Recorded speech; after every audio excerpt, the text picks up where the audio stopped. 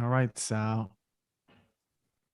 Going to YouTube Live. I hope that everybody on here is excited about Roadhouse as much as I am.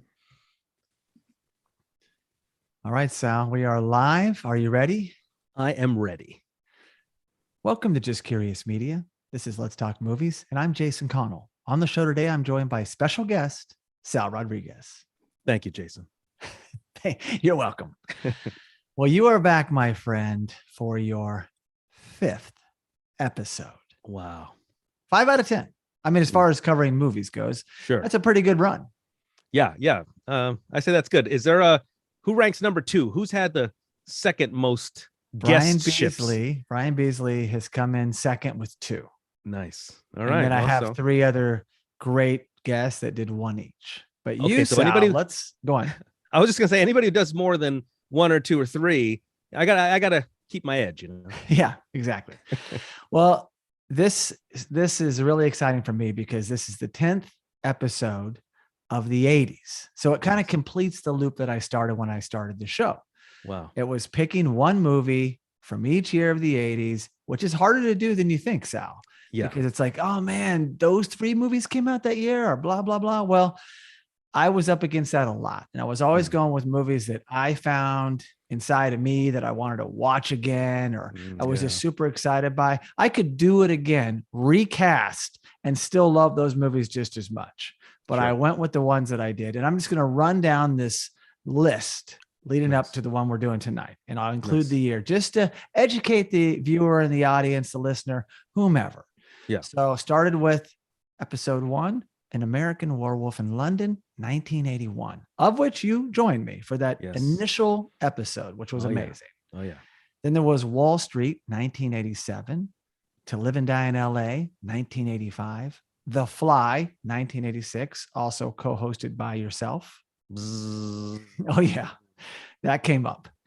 Fast Times at Ridgemont High, 1982, Risky Business, 1983, The Terminator, 1984, Sal Rodriguez. I'll be back. Die Hard, 1988, and American Gigolo, 1980. And you were also on that one. And that was the last one.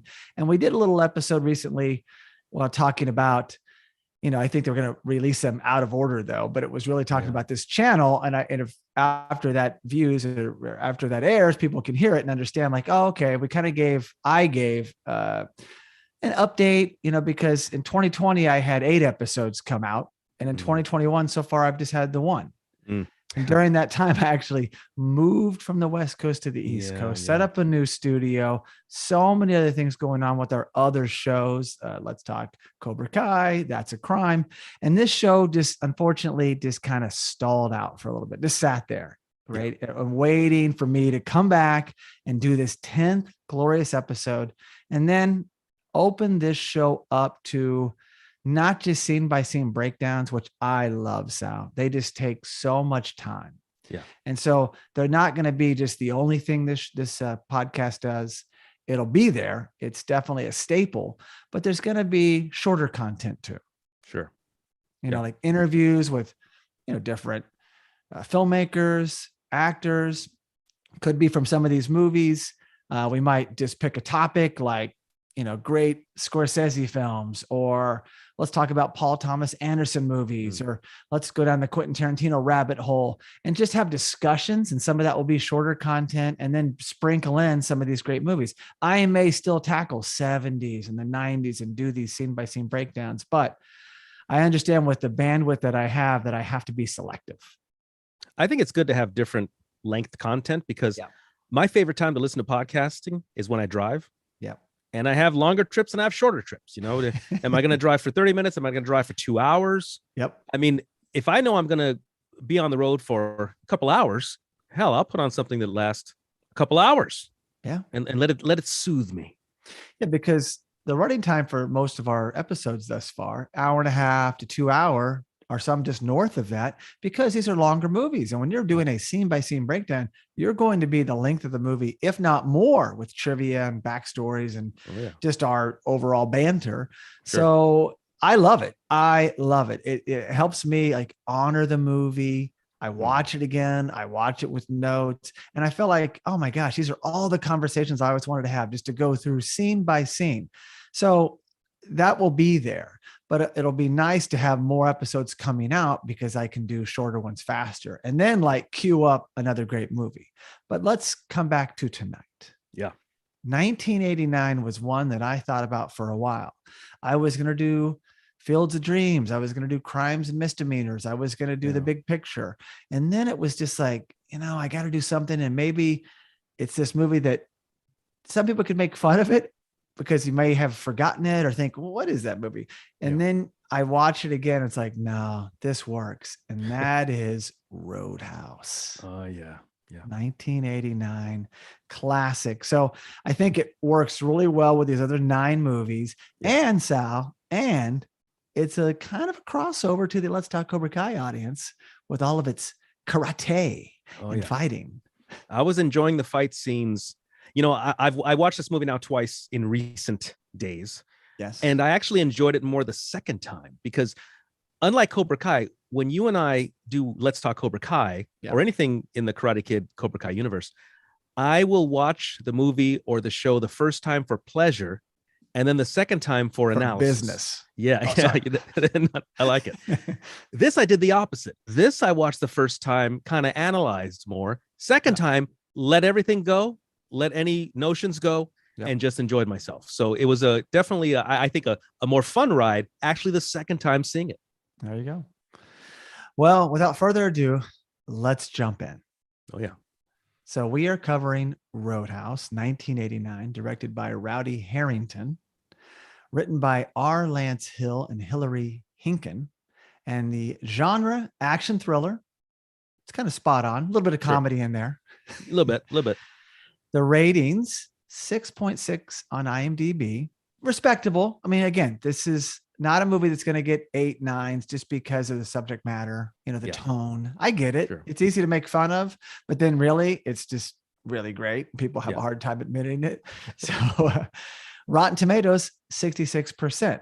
So interesting, 6.6 and 66. Wow. But hey, I call it whatever, just sharing the facts. The release date, May 19th, 1989. Wow. Now, Sal, I saw this in the theater with one of my friends from high school. I would have been actually 17 years old. Ooh. And loved it right out of the gate, and was telling all my friends and all of our collective friends about it. Wait, Jason, I wanted to discuss this for a moment. Please. I looked on IMDb. I looked at a few movies. And then you have all the information there, the gross, the budget, the release date. But what I'm not seeing is the MPAA rating. What was the MPAA rating of Roadhouse? That I don't know. Because the question becomes, you were 17. Yep. I was, I believe, 16, give or take a few months.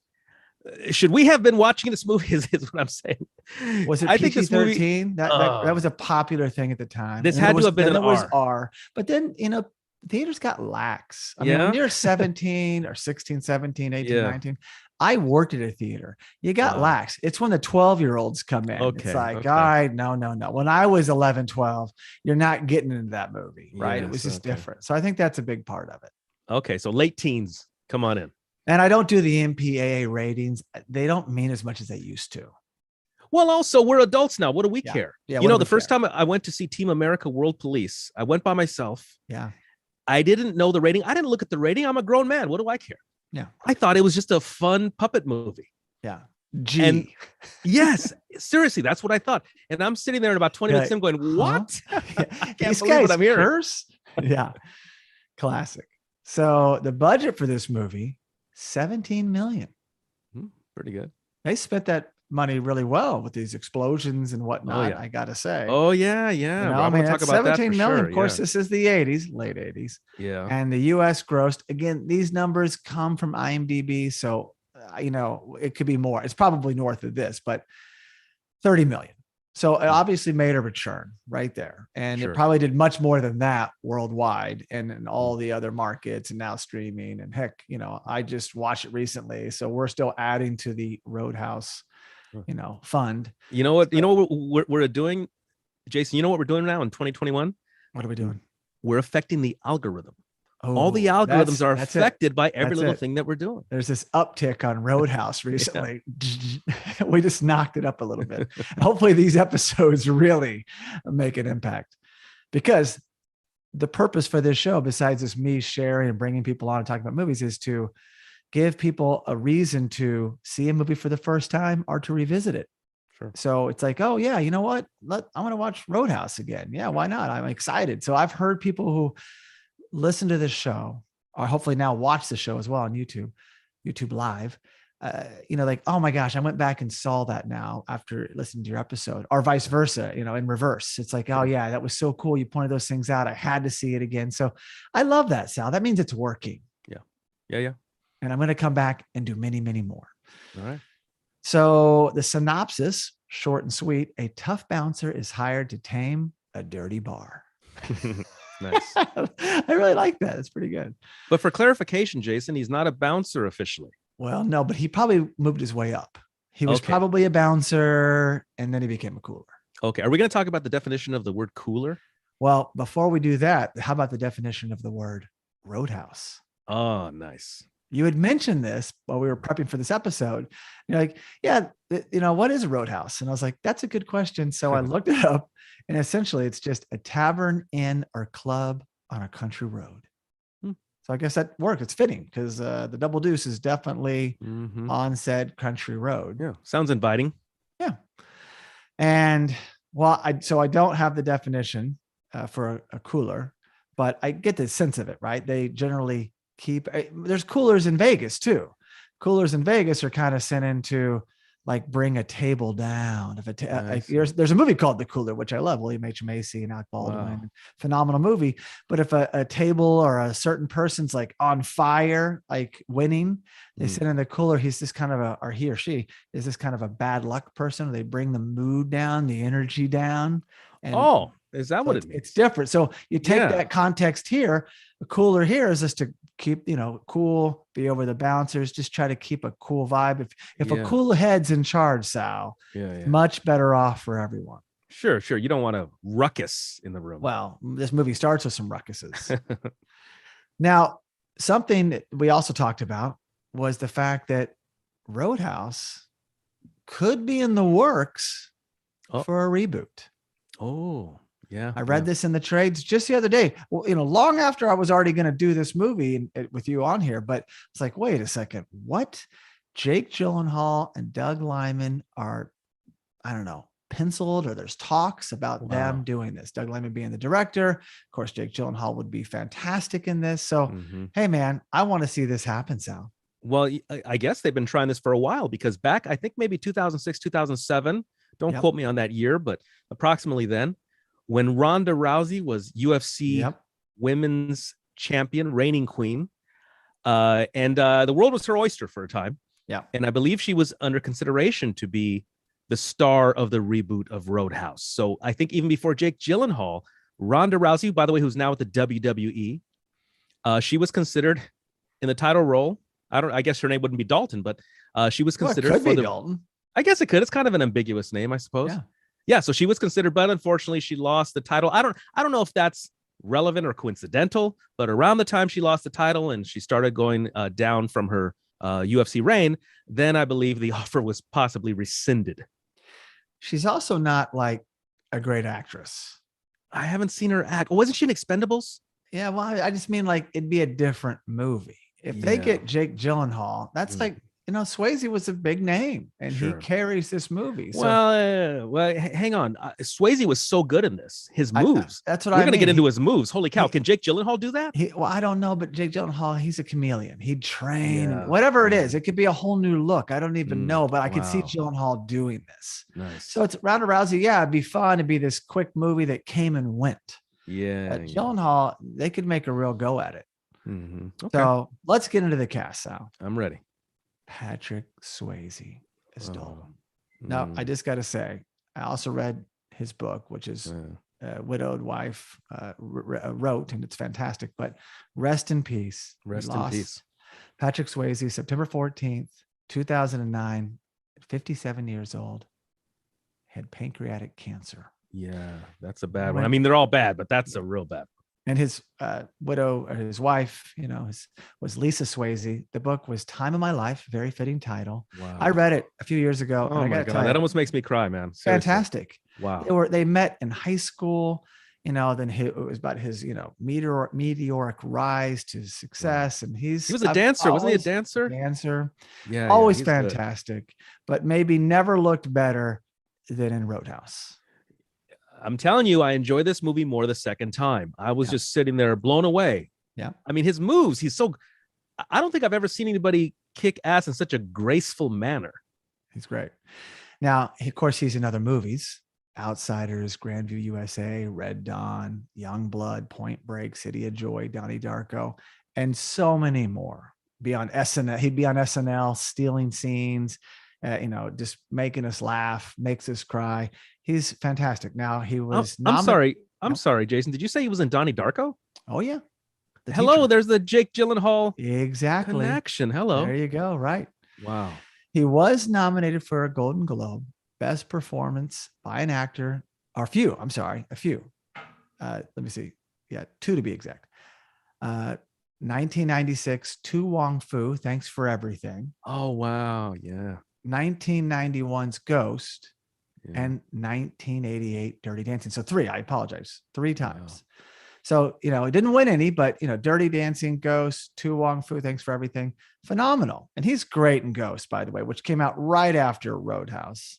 Wow. And talk about a diverse is like, obviously women and people love him in Dirty Dancing. I only saw that movie once, but I don't know it that well. Jason, talk about a diverse range of roles. He fights, he dances, and he loves. Yeah. I mean, and he cross-dresses. And he cross-dresses. Yeah. Who else has that on their resume? Not many. So he was fantastic. And I'm super excited to break this movie down. A couple other cast members, Kelly Lynch, Doc. Mm-hmm. Remember her from Bright Lights, Big City, Cocktail, Drugstore Cowboy, Curly Sue, Charlie's Angels. Always great. But again, maybe she never looked better. Like this was like a perfect time. Yeah. Would you say this was everyone in their prime? It seems like it. Yeah. Speaking of looking great, Sam Elliott. Oh, yeah. As Wade Garrett. Mm-hmm. You may know him from Mission Impossible TV series, Mask, The Quick and the Dead, Fatal Beauty, Tombstone, The Big Lebowski. He was the Stranger, Hulk, Up in the Air, A Star is Born, and so many more. He's Sam Elliott. Oh, yeah. Women love Sam Elliott. Got him. I hear women, him and Sean Connery, but Sam Elliott, I hear women talking about Sam Elliott to this day. He's great. He's great. And always so likable, right? Yeah. Yeah, roles. He does. He plays it. He's, you don't, what is it? You still like him, even though he's sexy. You know what I mean?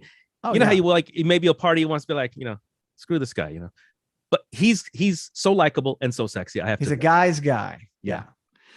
Then there's Ben Gazzara, who's fantastic as Brad Wesley. So evil. Also, rest in peace. We lost Ben February 3rd, 2012, 81 years old. Oh, wow. Also to pancreatic cancer. No. Yeah. Oh, wow. He was a phenomenal actor in movies like The Killing of a Chinese Bookie, The Spanish Prisoner, also The Big Lebowski, Happiness, Summer of Sam, The Thomas Crown Affair, and so many more. I've always been a fan, and no one else could have played this that good. He was the devil himself in this movie.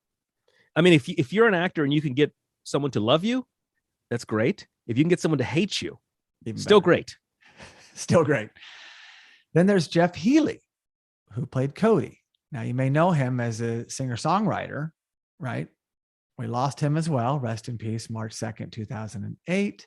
41 years old to lung cancer. He was a Canadian blues rock singer and guitarist who lost his sight as a child due to a rare form of eye cancer. Overcomes that, becomes a great musician, and he had a top 5 hit in the US with Angel Eyes, which is a phenomenal song, Sal. And I know you're a karaokeer, and you would appreciate the song if you don't already know it. I'm going to check it out, first off. And second off, he was really blind. He was really blind. Oh, wow. Because I didn't know. I thought he was maybe acting. No, I knew him right away because he was kind of big on the charts around that time. I was like, oh, wow, this is Jeff Healey, blind, and played that role really well. He didn't act that much. This was his first time, maybe a couple more things, if that. Don't know how he popped up in the movie. I don't have that backstory. Maybe he knew, Rowdy, and I don't know. Yeah. But he does great as Cody. Oh yeah. It's the guy that knew Dalton before Mhm. everyone else did. Sure. He's been around the club scene. Dalton's been around the club scene. Exactly. Yeah. So now into the crew. Mm. And of course, there's a plane going over, so I'm going to give it a Oh second. yeah. But it's Rowdy Herrington, director. He did other movies and shows, Sal, like Tales from the Crypt, TV series, Gladiator, and not the Best Picture Gladiator. Oh. Here you go. This is the other Gladiator, about the boxing movie written by Robert Mark Kamen. Oh, there's a tie-in. Hello. There's a tie-in. Oh, yeah, Nice. for our Let's Talk Cobra Kai audience. So I was like, oh my gosh. We talked about that movie, Gladiator, on our deep dive of Kamen's filmography. So I thought you would appreciate that. That's nice. He also did Striking Distance, Bobby Jones, Stroke of Genius, and others. He nailed this movie, so that's phenomenal. Getting into the writers again are Lance Hill, 8 Million Ways to Die, Out for Justice, a Steven Seagal film. So that was kind of he was in that genre. Yeah. And then Hilary Henkin wrote Fatal Beauty, which also had Sam Elliott and Wag the Dog and others. But I'm just picking a few things out here. So, it's a really, good crew, obviously, and went on to do other bigger things. But I saved the best for last as far as the crew goes, because this guy's credentials blew me away. And that's the cinematographer, Dean Cundey. And I'm just going to rattle off these things, and you might fall over. So just brace yourself. Let me get ready. Halloween, Halloween 2, Halloween 3, The Fog. Oh my gosh. Escape from New York. What? The Thing. Whoa. DC Cab. Hilarious. Romancing the Stone. Oh. Back to the Future. Back to the Future 2. Back to the Future 3. Big Trouble in Little China. Hook. Jurassic Park. And more. And it was up for an Academy Award, nominated for Best Cinematographer in 1989 for Who Framed Roger Rabbit. This guy works with great directors. And these, obviously a favorite of Carpenter's. You have Spielberg in there.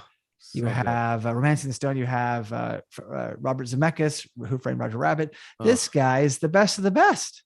That's very impressive resume. I was just like, I knew the name, and I started looking down there. So I was like, oh my gosh, I just have to say these movies because they're all great, great movies. So they were in good hands. The movie looks the part, it's just, it's unbelievable. And now you might know why. Yeah.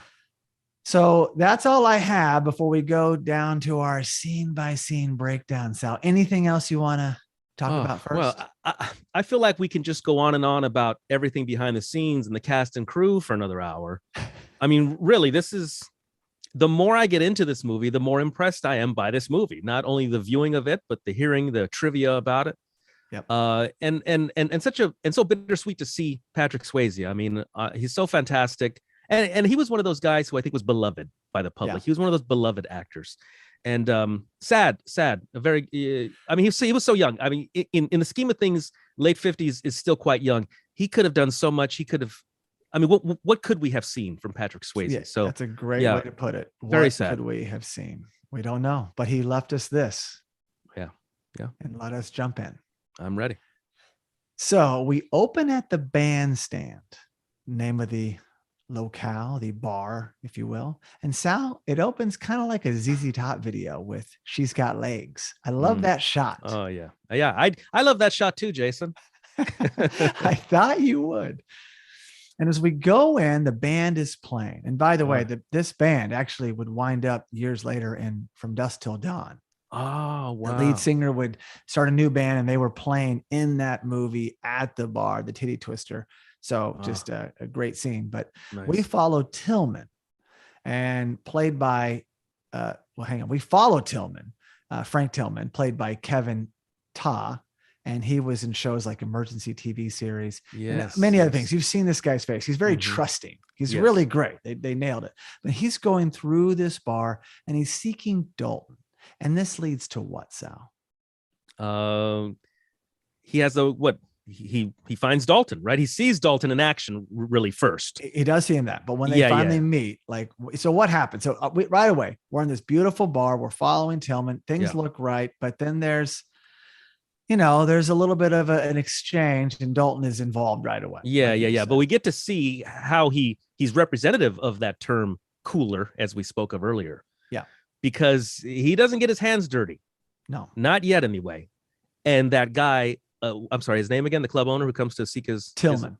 Tillman sees that. So it only validates and verifies why he came all this way. This is the guy you want. Look how he calmed everything and didn't even do anything himself.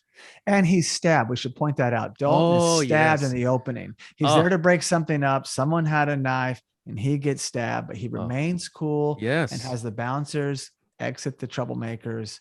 And we see Dalton up in the office doing his own stitches, like all bouncers do. Right? Well, also, and by the way, the name is invoked later in the movie, a la Rambo. Yes. So Tillman enters and sees this, and he shares the fact that he's got a small club outside Kansas City named the Deuces? Double Deuce. The Double Deuce, yes. So he tells him about this thing, and Dalton's just like, he doesn't know who this guy is, but I think he's realizes, Sal, that his job here is done. Bandstands, besides the one guy with the knife, but it's a well-oiled machine. And you can tell that Dalton's kind of a fixer. Yeah. Well, you know what? When we open on everything looks great, and the club looks like it's fun and fantastic. But look what kind of stuff still goes down, though. Well, that's what I was going to say. That was an anomaly. I don't think he gets stabbed every night. Who knows what this place looked like initially? But I'm assuming he's always looking for that next thing, that challenge. Right? Yes. And guys like this keep moving. So we find out. As we find out. So he's offered $5,000 up front, $500 a night, all medical expenses covered. Mm-hmm. Sal, seems like a great deal. Yes, and they get into the travel. I thought he was going to also request travel expenses as well, but the guy pops out with a plane ticket, offering Dalton a plane ticket. So then that brought to mind, then how far away is this place? So I'm assuming it's at least 300 miles away. Yeah, but I love what he says. Doesn't fly, too dangerous. Nice. Here's a guy that lives on the edge. That's too dangerous. I'll be driving.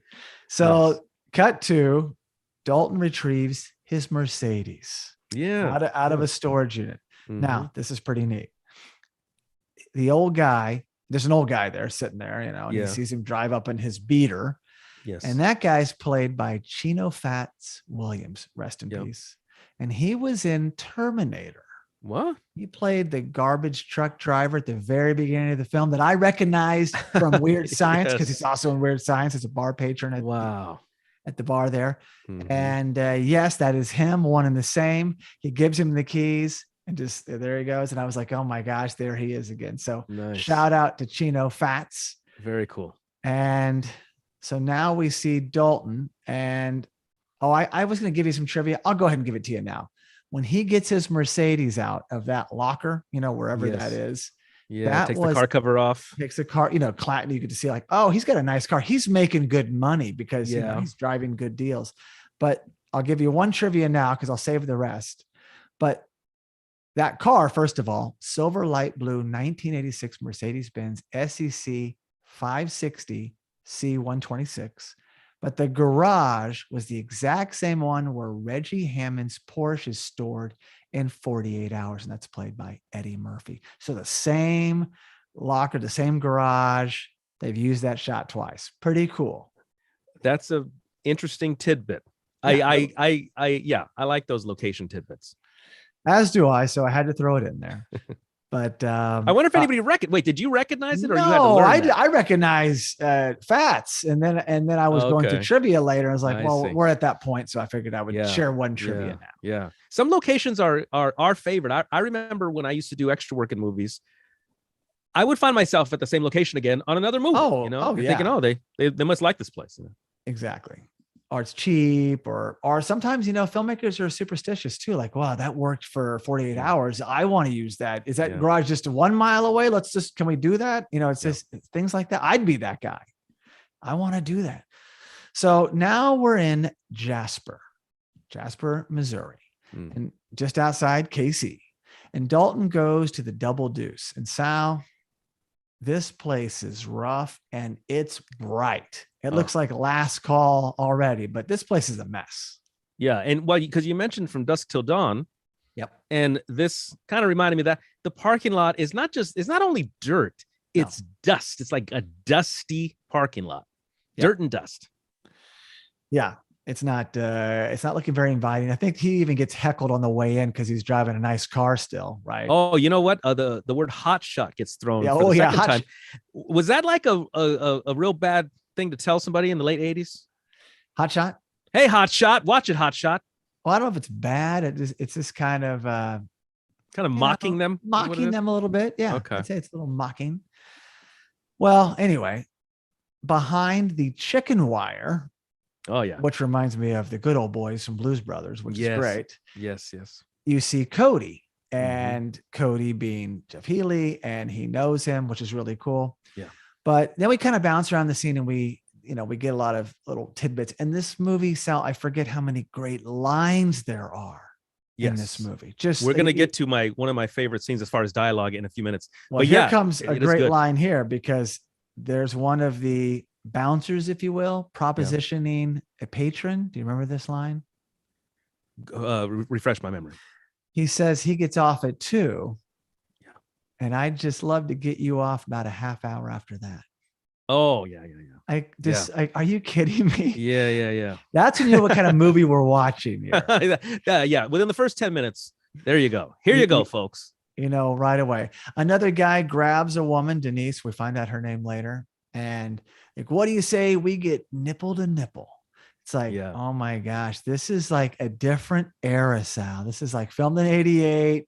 Things were more lax. Well, in a lot of ways. I agree with you, but at the same time, this place was completely over the top. Oh yeah, this is over the top, even for that time. I agree. Over the Top, another great movie from the 80s, but that's for another time. But I also love, and bouncers are quick to react. When this guy hits on that girl, it's like he waits for that guy to cross the line. And then it's like they're just ready to throw a guy. And a lot of times they throw people into innocent people. Yes. The bouncers just fling people into people. Into tables. People are sitting there enjoying their drinks. And then the bodyguard throws a body at you. Yeah. And then I love little things. Anytime there's like graffiti on the wall, I'm like studying it. It's hilarious. And I love that the Tillman goes by and it's like 555-7617. And he changes whatever it says to for a great Buick. Oh yeah. There's all this stuff. He's like, let me just, we're going to clean this place up one thing at a time. But I'm a big fan of graffiti. Well, not particularly graffiti, but in particular restroom graffiti. Okay. And that was getting in the realm of restroom graffiti. Oh yeah, it was right there by the payphone. Yeah. Yeah. Well, I would say that, restroom graffiti has been on the decline for many years, unfortunately. Well, I would not know, but I'll trust your assessment there. But anyway, back to Cody, which is interesting, Sal, that of all the places to land, Dalton knows someone and he knows the band. It's a 3-man band. Yeah. But I found that really interesting. And then there's a quick reference to Dayton, Ohio. I take it how, that was a rough place. And it's like, oh, that'd make for an interesting prequel, Sal. This Dalton and Dayton time, where it like the Double Deuce all over again, but just, a few years before. Well, look, they're talking about making a prequel to Rocky.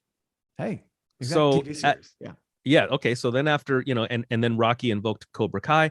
So at this point in time, from where we stand in space and time, anything's possible. Yeah, maybe Jake Gyllenhaal will make a series. Wow. Who knows? Nice. It's also interesting the fact that everyone knows Dalton. Yeah, he's a legend, and we should probably point that out. Yeah. It's not like he's a new guy. It's like they know the name. They don't know the face, but they know the name. So he's this cooler that the Midwest is aware of, which is funny. That's a whole culture. It's that old saying, your reputation precedes you. Yeah. Yeah. And they all think he would be what, though? This I wanted to ask you for a second. So everyone thought he'd be bigger. Yeah. So then that brings to mind what is, and I mean his true height, because Patrick Swayze seems to wear a heel. I noticed. I don't think we're getting into the Tom Cruise height here, but how tall is Patrick Swayze? Do you know? I do not know offhand. I'm skimming the internet very quickly. Because 5'10", it says online. 5'10" Okay. online, which means he's probably 5'9". 5'9". Yeah, he's probably 5'9" barefoot. That's why he wears a little heel to give him a little bit of height. Yeah.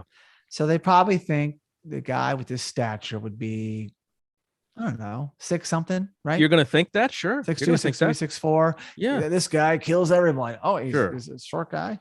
So Chuck yeah, Liddell size, maybe. exactly.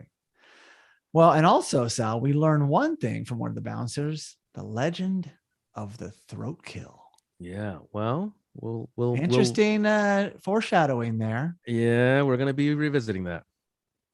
And then, of course, because this movie has a lot of them, a bar fight breaks out. And I'm loving these bar fights. Oh my I'm really gosh. enjoying them. One of the bouncers, Terry Funk, Yeah. WWE, or at that time WWF wrestler Terry Funk. Wow. Yeah, he's one of the bouncers there.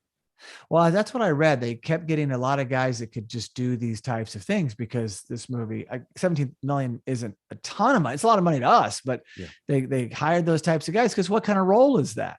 Sure. You know, you're going to be a patron, you're going to be in all these bar fights. And so, yeah, if you look around, you're going to see some of the same faces again and again and again. Oh yeah. But it's really well done, well choreographed. Yeah, I think so. And yeah, I enjoy it. But it's like, I've never been in that type of situation in real life. And in this movie, it's just common that you're going to be in that kind of fight. You know, this happens on Cannonball Run if they're all at the bar, but it doesn't happen in real life that much. Thank goodness. I kind of feel like bar fights happened more in the past, like than present day. Yeah. I feel like present day would be more likely someone pulls out a gun in present day rather than there being actual bar fights, which I have more respect for. Yeah, people pull knives and they just keep going. Like, all right, yeah, no one's running away. Everyone's got ego. No one's backing down. Like, it's almost like everyone in this movie was in prison at one point in time. No one knows how to back down. Oh yeah, and I love how the flunkies will just get knocked down and they'll get put out, and then next scene they're back like a video game. Like, yeah, I can fight again. Let's do this again. Well, I don't know how much the bad guy's paying them. You know, that's true. We'll get into that, but there is one thing that Cody shares, and that's kind of the story of Dalton. He says, "You F with him, he'll seal your fate." Oh yeah, I like that. He tells that to the current bouncer of the Double Deuce. So that's it. So he goes in there, gets the assessment, Sal, understands the lay of the land. Well, that was Terry Funk. I think that's who he told that. It may have been. Yeah. Yeah. It may have been. He's a big guy. That guy was quite tall. Yep. So now we cut to Big T Auto Sales. And Sal, if you saw the sign behind Dalton, Patrick Swayze, I don't know, but if you did, you would see a sign that read San Fernando Boulevard. Okay. So this makes sense now. You know why? Because in some of these bar scenes, I don't remember offhand which scene. I thought I recognized a couple of people. And this was right around the time when I was starting to do extra work. So it was entirely possible I saw some extras that I used to know. Yeah. Because I was doing extra work 89 to 93 in there.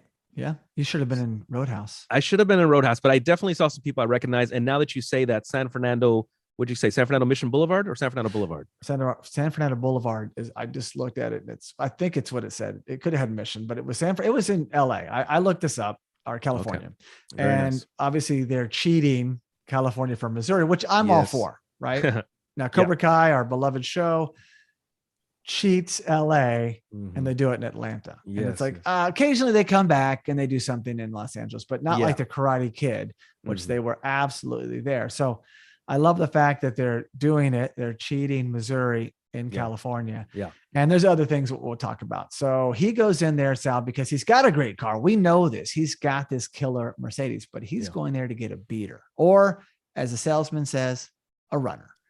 Yeah. And there's a reason why he's doing there's a great reason why. Yeah. And besides the fact it does have these sweet headlights, which I thought were pretty cool. Oh yeah, that was neat. Opened up. But the reason is you don't want to be rolling up with your Mercedes all the time at the Double Deuce, especially when everyone knows who you are, the cooler, if you will. So no, that's why the sort of the rule I always stuck with, where I come from, you don't want your enemies to know where you live or work. Yeah. You don't want your enemies to know where people you love live or work.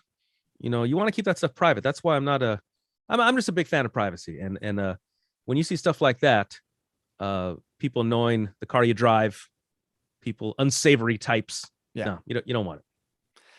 And of course, Missouri on the license plate is the show me state. Nice. Always love that Yeah. about them. But he gets a lot of extra tires, and we'll save that for later as well. Oh yeah, okay. Yes. He just loads up on them.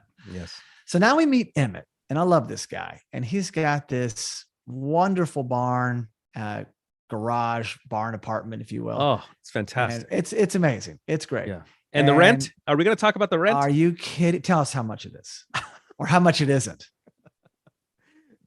They make a deal on this fantastic loft apartment. It's beautiful. I mean, it's fantastic. I mean, well, okay, the good news is I love animals. So if I'm going to be sleeping above sheep and cattle or whatever, I probably can handle it. He asked for $100 and a month, and he only asked for that because he didn't want to get in trouble with the Presbyterian Church. Exactly. And the first thing is that only translates to like $250 a month, even with the inflation calculator in 2021. Yeah. That's what you would be paying. So even then, even now, fantastic deal. The other thing is this exchange, this banter between the two of them. So good. I am loving this. Yeah, they get along great. Emmett's a really great character.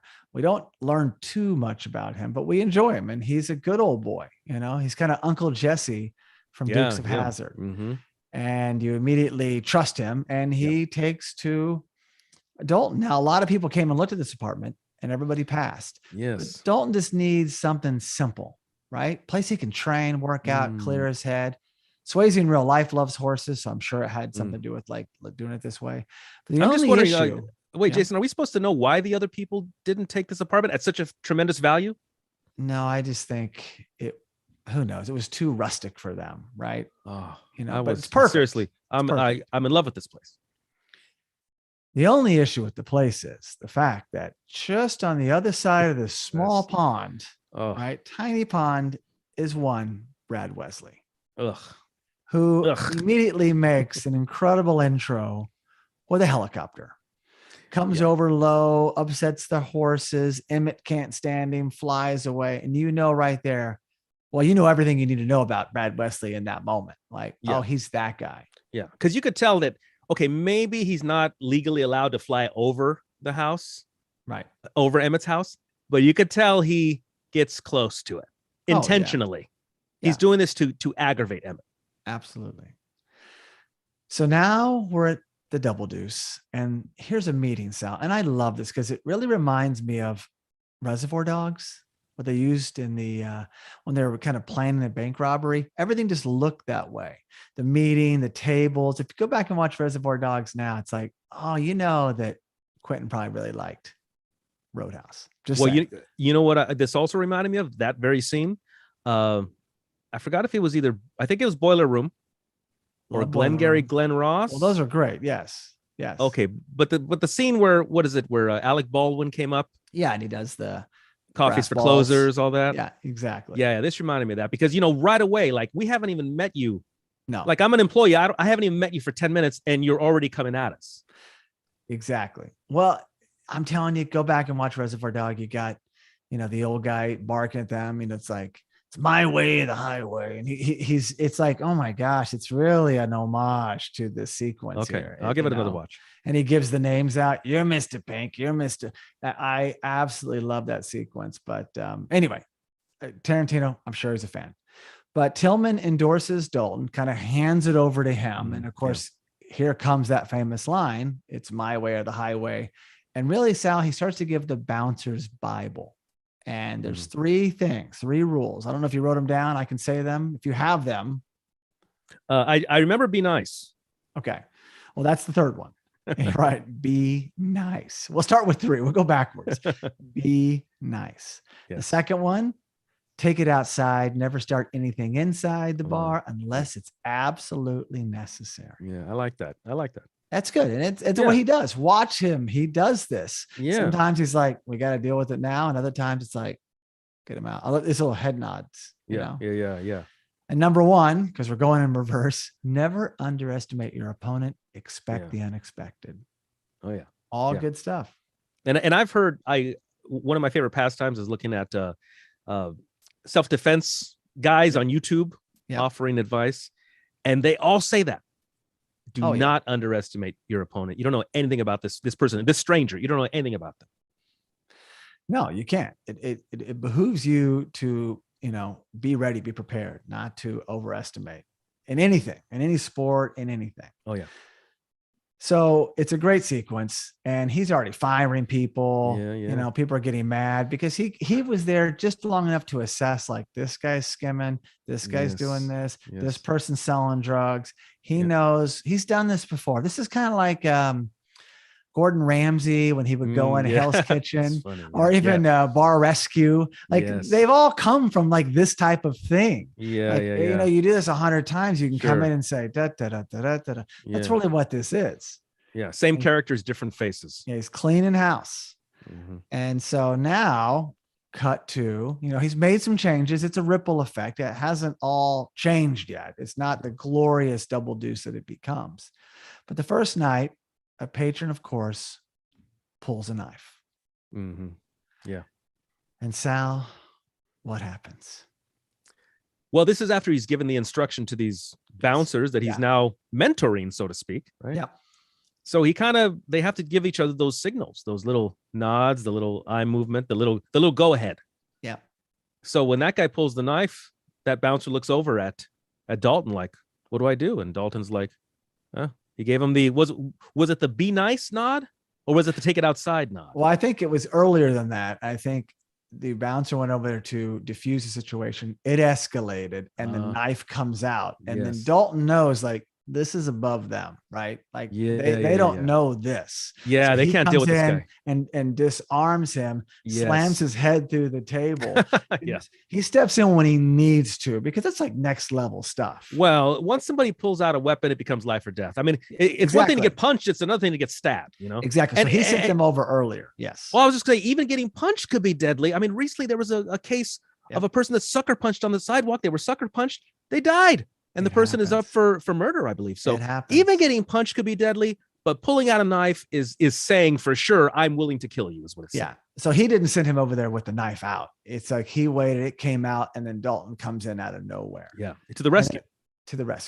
Yeah. And everyone else is like, oh my God, the legend is true. It's one thing to hear about the legend and meet him, to see him in action. Yeah. Whoa. It would be like seeing Jordan play, if you were there at that time. See Tyson fight in his prime. Oh yeah.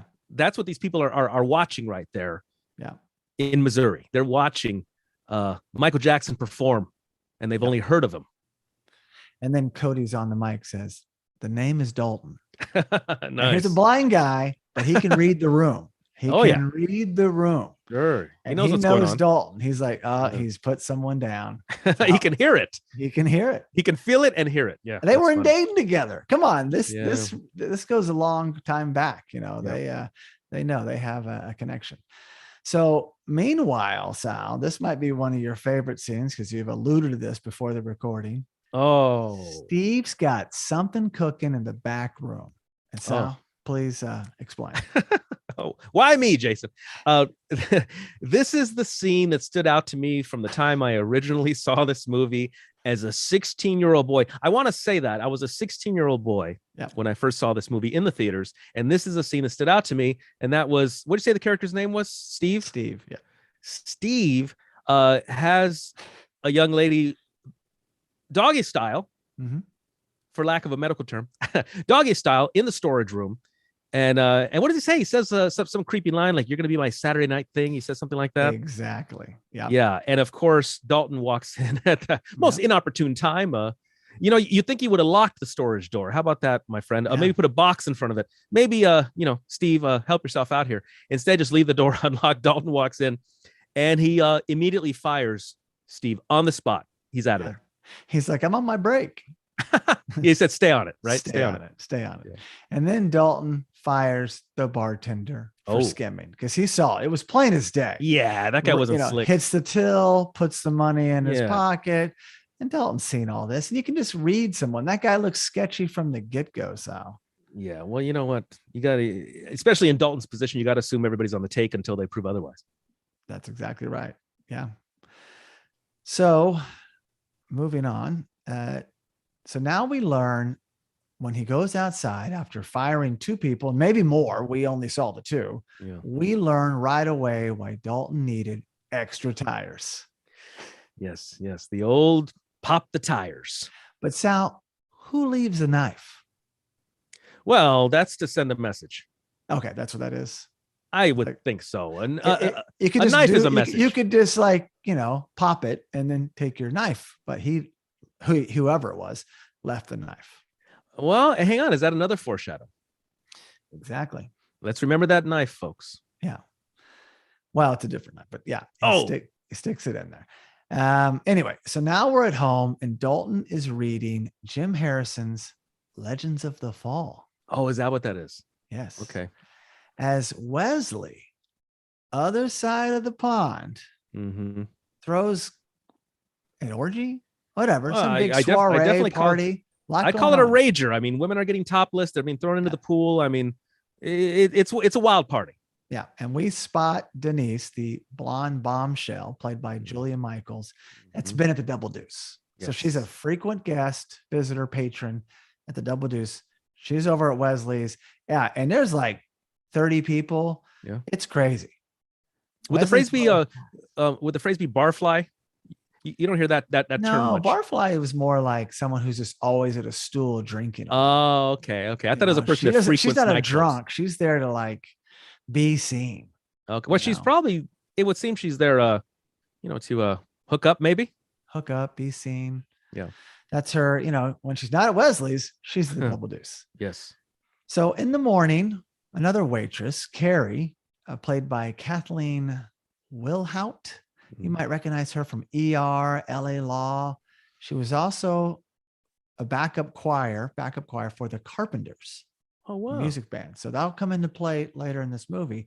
But she's real bubbly and loving and immediately was super nice to Dalton. And she brings breakfast. Yeah, very sweet gesture. Very sweet. That has happened to me in the past. Off air, I'll tell you some stories. Please. But definitely a sweet gesture bringing someone breakfast in bed. And for bringing breakfast, she sees what? Wow, we get to see the Swayze bootay here. Yes. I was not expecting that. Yeah. I was not expecting. I think the last time I saw a male booty in a 80s film was Terminator, right? Didn't we see Arnold's butt? Yes, we did. We saw his front side too. We saw everything for a brief second in Terminator. Well, there we go. You watched Roadhouse twice recently. Did you look at the butt both times? I did. I could not look away. This was Swayze. I don't think it was a stunt double. No. I mean, if you have an opportunity to see Swayze's butt, I don't care what your sexual orientation is. You're gonna have a look. Yeah, you're gonna have a look. Well, Carrie goes on to share what exactly? Warning about Wesley. Yeah. Right, you don't want to mess with this guy. And what he did the night before by firing. Oh, yeah. He said he shouldn't have fired the bartender. That was his nephew. Exactly. Pat. Yeah. And so, but Dalton's not affected by this. He's been down this road a million times. So, she's warning. She's a sweet girl. Somehow I love how she found him, first of all. Yeah. Well, a small town, I guess. Yeah. Where would he be staying? At old Emmett's place? Emmett's place. I had to look at that. He wanted me to pay $100 a month for that place. I wasn't going to pay that much. That's ridiculous. There's no running water. Yeah, exactly. So, yeah, great sequence. And I like how he smokes right away. First thing he does. Well, I'm glad you said that. He is always smoking. Yeah. Which is, by today's standards, it's that's odd. That's the times. You wouldn't imagine a martial artist today doing that. But back then, hey, it was the 80s. That's what everybody did. Well, this leads to a scene that I never stopped thinking about, Sal. And it's funny. It's classic. I know you're going to remember it as well, having just seen the movie twice recently. But when Wesley's not owning the air in his chopper, he is owning the road with his Mustang. Oh, this scene, Sal, and he's playing Shubop by the crew cuts, and he is like he's singing along. He's literally, it's a 2-lane road, and he is literally doing both lanes, just slowly fishing in and out of them, which also reminds me, Sal, of a great scene from Seinfeld in one episode where Elaine and them were talking because they had taken the the paint out of one of the lanes on a highway. So it made like double wide lanes. I think Kramer was involved. And she's like, oh, it's just so roomy on this road, much like what Wesley's doing. You're taking 2 lanes and just enjoying it. But of course, this leads to, here comes Dalton, because he's, heading into the auto sales shop to get some stuff. And he nearly hits him. Wesley was not moving, Sal. No. He was holding true to that, playing chicken. Yeah, well, in a game of chicken, he would have won officially, right? Isn't that how the games of chicken works? Well, but you know what? You're both going at one another. You don't even know. You think Wesley might be asleep at the wheel or drunk, or he just does it because he just doesn't care about anybody. So, well, he's the living example of that old expression. He drives like he owns the road. He really was driving like he owned the road. King of the road. Yeah, and by the way, does own the road actually. He probably set up the construction crew to lay down the road. Yeah. Well, where Dalton was headed was Red Auto Sales. And we meet Red, who married an ugly woman, Sal. Admittedly so. Yeah. Yeah. Also another great character. This movie sprinkles in these great characters. Well, great actors, I should say. I was going to say that. I mean, how do you distinguish between great characters and great actors? One and the same. Both. One and the same. Emmett, casting was phenomenal. Not to mention all the people I mentioned in the beginning. I mean, these smaller roles, it's like they didn't mess around. They got great people. Yeah. And Red immediately, you empathize with him. He jokes around with Dalton. They have a nice exchange because he sees the beater and, it's cheaper to do this than this. And he just knows he's going to have a repeat client. Yes. And Red alludes to other guys having come before Dalton. Right. Yeah. Right. So and by the way, for context, the double Deuce is right there. Yes. You can see it from Red's auto sales. It's like it's right a stone's throw. Yeah. I think those facades were built before the movie. Oh, well, yeah. Okay. We'll get into that later because unfortunately there's a hard moment to see related to the auto parts store. But so okay, you think they were built? Yeah, that's what I read. So it's like facades, and then the interiors were somewhere else, or maybe they did some of it inside. But yeah, you can kind of tell that they're just big structures. But as soon as Dalton's leaving, or actually he's still there, Wesley and Jimmy enter. Now Wesley is bringing Jimmy along. Now Jimmy, I should say, is played by Marshall R. Teague. He was in movies like The Rock, Armageddon. But I just quickly want to shed some light on him. He's like the tough. Also, this looks kind of like a badass. You saw the movie, right? He's got like the saber-toothed tooth or whatever he's got here on his, medallion or his necklace. But this guy was a retired U.S. Navy officer, former deputy sheriff in Memphis, Tennessee, and he won the NATO heavyweight kickboxing championship during his time in service. So he's not new to martial arts, and you'll see that later. Besides Dalton, he's right there, right? He knows his stuff, but he just looks menacing like the bulldog. So, Wesley just brings him along. But as they're coming in, you get the sense like, it's not good. And by the way, Sal, he's bringing him in. If I'm not mistaken, Wesley was headed the other direction. And now he's at Red's 2 minutes later. He must have went to go pick up Jimmy, and then I guess he quick and then hightailed it back. Maybe he didn't lollygag. He just really put the metal down. But I think in this scene is where we learn at this moment with him walking in with Jimmy. I think this is where we see and learn that Jimmy's like the number one guy, which that we can then assume he's the baddest guy of the henchmen.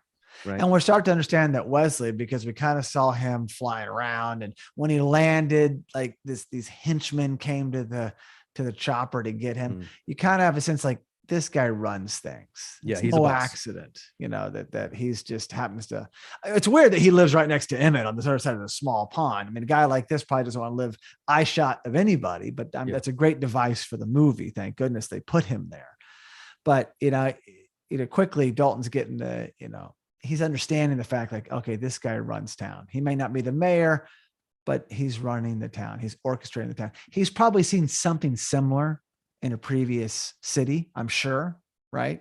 These small towns, really tight knit. And he's in this line of work, but very interesting. And so Red immediately to his tone as being a good actor, not happy. He went from having a good time to like, oh, here comes, the devil to collect. And you Yeah. just know right away that Yeah, well, he he's says something like, probably taking money for him. What's he say? Yeah, he says something like, beautiful day, isn't it? And Red says, it was. exactly. Yeah. Yeah. So now we cut to Emmett and he spots the Mercedes. So it's kind of that dark tone this movie just makes right then. Like, oh, things aren't what they appear, or things aren't as they appear, right? Yeah. Like Red's being visited by someone who's kind of like the mafia, if you will, for a lack of a better word. Extorting And then money. Emmett reveals a Mercedes. It's like, how does this guy afford this? I asked him if he could afford $100 of rent. $100 in rent, and he's got this Mercedes. Is he, he's immediately thinking the worst. Yeah. Is this guy a drug dealer? Drug dealer running from something. Yes. But, and meanwhile, while this is going on, Dalton is doing what, Sal? Well, no, you got to tell me, Jason, is Dalton doing, are they forms? Are they It looks katas? like Tai Chi to me. It's a form of Tai Chi. Yes. But it also, could be. I love his flexibility in this. Oh, he's fantastic. And it could be forms, but he is really, he's got moves. He looks great. He looks fantastic. Yeah.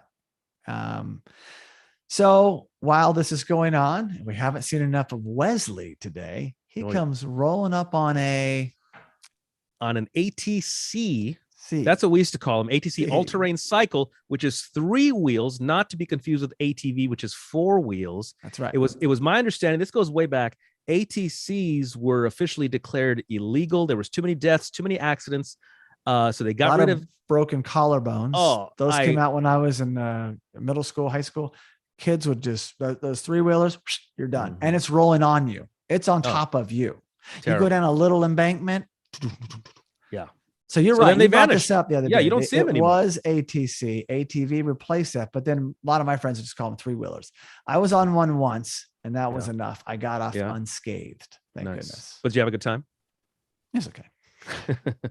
But it's funny how Wesley comes rolling up. Yes. Looks at Dalton, kind of has a sense of his own, like, this guy could be trouble for me. Well, he sees Dalton doing this Tai Chi across the river, right? Yeah. Oh, yeah. Wow. Yeah. When I say pond, I could skip a few rocks and be on the other side. Yes. It's not that big. Is it a river or is it a pond? I'm going to call it a pond until proven otherwise. If that's a river, that water is not moving. It just looks like a body of water that's just stale, and it looks like a pond to me. Okay, so sort of like a remnant of a pond that a nice golf course would have. Exactly. Yeah, probably have some golf balls in there that Wesley's hit. And I'm under the impression that Wesley wants Emmett out of there. I bet you he's tried to drive him out, buy him out. Yeah. He probably wants him out, and Emmett's probably, I bet you that property Emmett's on been there like 4 or 5 generations. Exactly. He's not going anywhere. Exactly. He's got gold underneath there, black gold. He's sitting on some oil. So back at the Double Deuce, Tillman reinstates Pat, who's Wesley's nephew. Yeah. But Dalton has other plans. Yeah. Like, Dalton walks in and they're having this private meeting. And Dalton walks in on this. Now, before we get into it, Sal, I got to say, Pat sort of resembles Bill Paxton. Rest in peace. You think so? Yeah. There's a little bit. There's a certain look. It's like, oh my gosh, I see it now. He smiles. He could be in the Paxton family. Yeah, I could see it. I could see it. But this leads to another classic fight. But Sal, what happens? Oh, Dalton. Well, at first they try to shoo Dalton along, Yeah. Like, listen, Wesley, the bartender, what's the bartender's name? Pat works for Wesley. That's his nephew. Yeah. And his nephew works for him. So he's working here. There you go. Yeah. Mind your business, But no, Dalton pushed the issue. He's like, I need to know a little more. And so he pushed the issue. They probably would have let him walk, but he pushed the issue, and a fight ensues.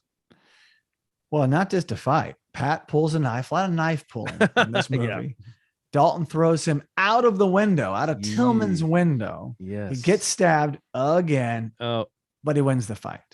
Yeah. Oh, but that's where he gets stabbed on his torso. Oh, it's a deep wound. And I gotta say, I'm not real big on, for this show, pointing out flaws and mistakes, but this one made me laugh. Oh, right before Pat was even punched Yes. by Dalton, there's a cut, and I don't know how this wound up in the movie. It's his face, and he's already bloody.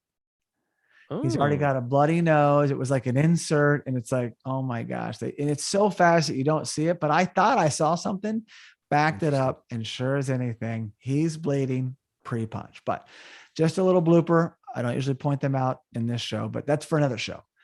So now we go to the hospital, Sal. Now here's a guy that stitches himself up, but I think because these wounds are deep. That's what I think, like as we just talked about, not just the variety cut. It looks a little bit deeper. Well, because he deals with wounds that were intentionally inflicted. It's not like if you or I scrape our elbow on a nail sticking out of the wall. That's true. I mean, he is walking in with cuts, having been assaulted. Right. Yeah. But still, Dalton could probably handle it, but it's kind of deep and maybe he couldn't access it. So he goes into the hospital. Very fortuitous trip to the hospital, I gotta say. Oh yeah. Well, hang on. Do you see the guy as soon as we get to the hospital? Yeah. The old man coming out of the bathroom. Oh yeah. I did a pause on that. That guy. I was like, is am I classic. seeing what I'm seeing here? Yeah. And he's barely moving. It's just great. It's great. So Dalton goes in, and we quickly learn that he has had 31 broken bones, 2 bullet wounds, 9 puncture wounds, 4 stainless steel screws. And that's just kind of generalizing. He also has an NYU philosophy degree. I guess he majored in that. Mm-hmm. And we meet who? Well, I want to call her Elizabeth, but it seems she's called Doc.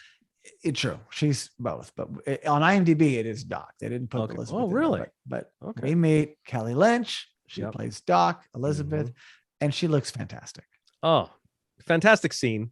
Great chemistry. I'm loving the chemistry. And whenever I see good chemistry, I always wonder, is it real? Are they such good actors? Because real good actors can pull off chemistry too, they are for the viewer. But I'm thinking, I'm loving these two together. Yeah, they're very, very good together. And she also points out that he is now going to add this to his dossier, 9 staples. So Sal, that 9 staples, he probably couldn't do that on his own as easily. Yeah. So those are pretty deep, fixes that. And he has a couple great quotes here, such as pain don't hurt. Yeah. Like that.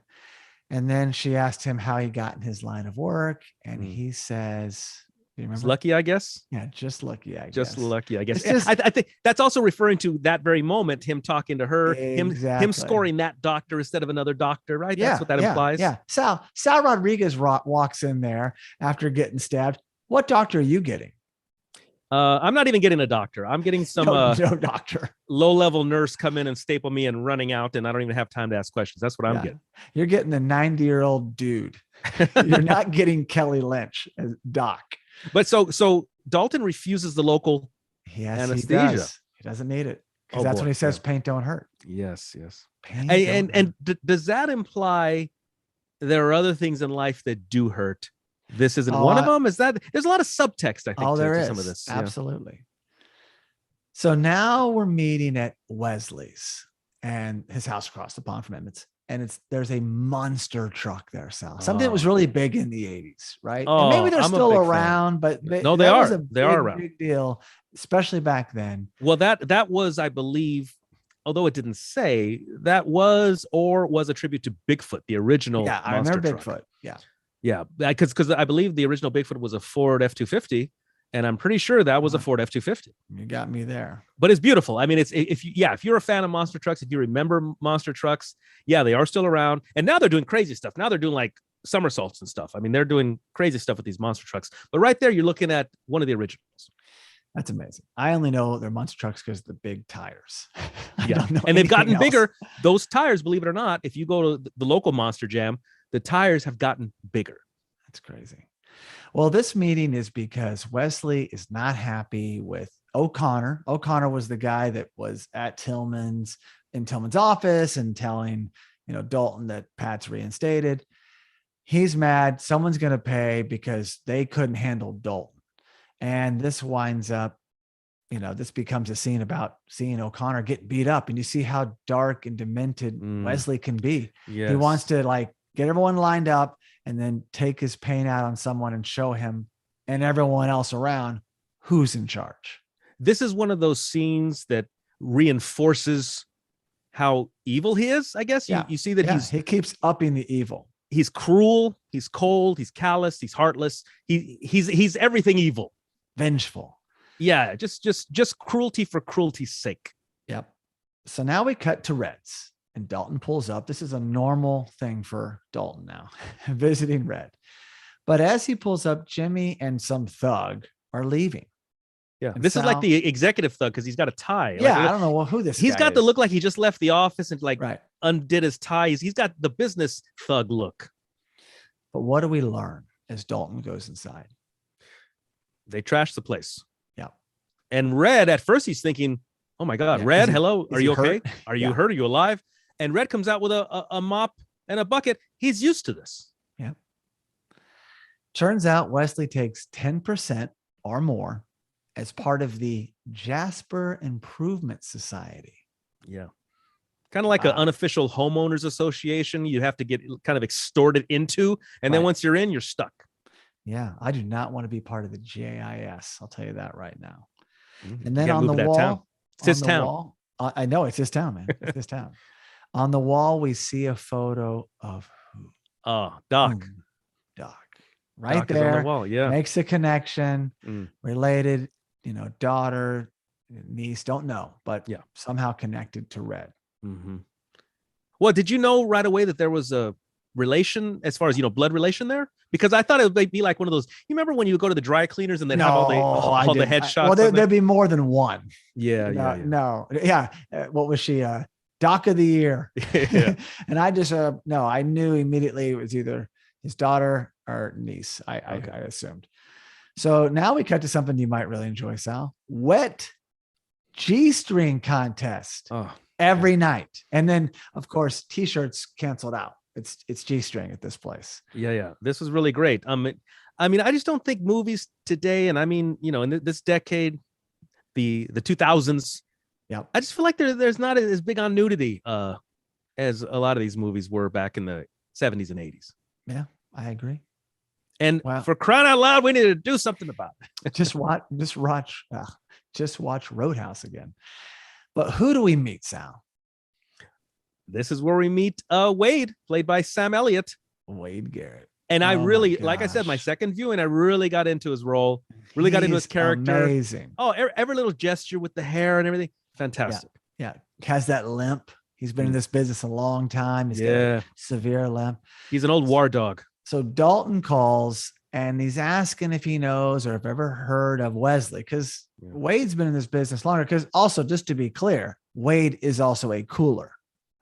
Yes. This is a bar he's in, and he's got this place pretty buttoned up as well, right? Yeah. Like you see a GI go crazy for the girl, wants to go on stage. He's like, hey, no. He knows how to calm him down. Yes. Keep him chill. And he does. And he squashes really it. Good at he moves along, and the guys start to behave themselves. Yes. Exactly. Yeah. They're like squirting each other with squirt guns, and they're cool. But of course, Wade's never heard of him. I'm going to call Wade Garrett. I go by last names. So Garrett's never heard of him. And then all of a sudden a little mini fight breaks out. He's like, I got to go, man. But this guy, you can just tell he's cool and probably mentored Dalton all these years. That's all I thought about immediately. It's like, oh, wow. They probably have all this history. Again, great prequel, young Garrett, younger Dalton. Nice. If Gyllenhaal goes there, hey, might as well bring that in. It's a great component. That would be great. But fight begins. They have to get off the call.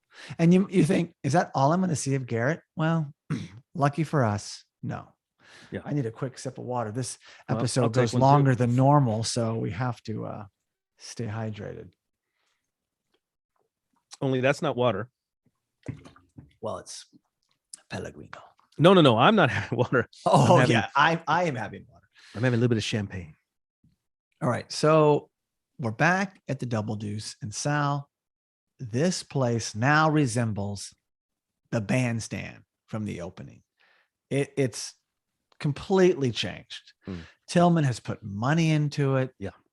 Looks beautiful. Got a makeover. And it happened very quickly. I don't know when Yes. this happened, but they got in there and they fixed it up. Yeah. We see Carrie, who I talked about earlier, who used to be choir for the Carpenters. She's singing covers with Cody. Yes. And Sal, no chicken wire. Yeah. Okay. And that's how you know the place is upgraded. That's how you know. No chicken wire. Yeah. And Have you ever been to a place with actual chicken wire, or was that just from I would Blues love Brothers? I would love it if I saw it. I'd be like, oh my gosh, this is You'd be all great. excited about I'd be like, wow, bottles flying by your head. Can I just throw a bottle at them? No.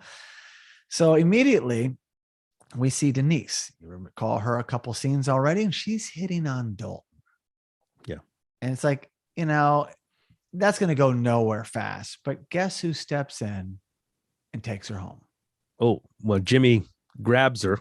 Grabs her. Yeah, he forcibly removes her from the premises. Yeah. And when that happens, they exit the parking lot.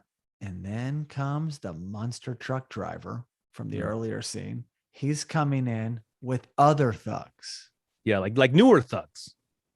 Yeah, some people we've seen, some we haven't. O'Connor could be there. A couple of nameless thugs. Yeah. Probably some old wrestlers, Sal. Oh, yeah, probably honestly. So, from the 80s. But this is another great line that I never forgot. So from across the room, he's always scanning. He's in control, never drinking. Only coffee. Yeah. Only coffee, yes. And he's looking across the room, leaded, I think, not unleaded. Yes. And he's looking, and he immediately spots something coming in on the monster truck driver. And what's he say? Are you saying when all the four guys come in and all the bodyguards, they give each other the signals? Before that, what's he see from across the room? Do you remember?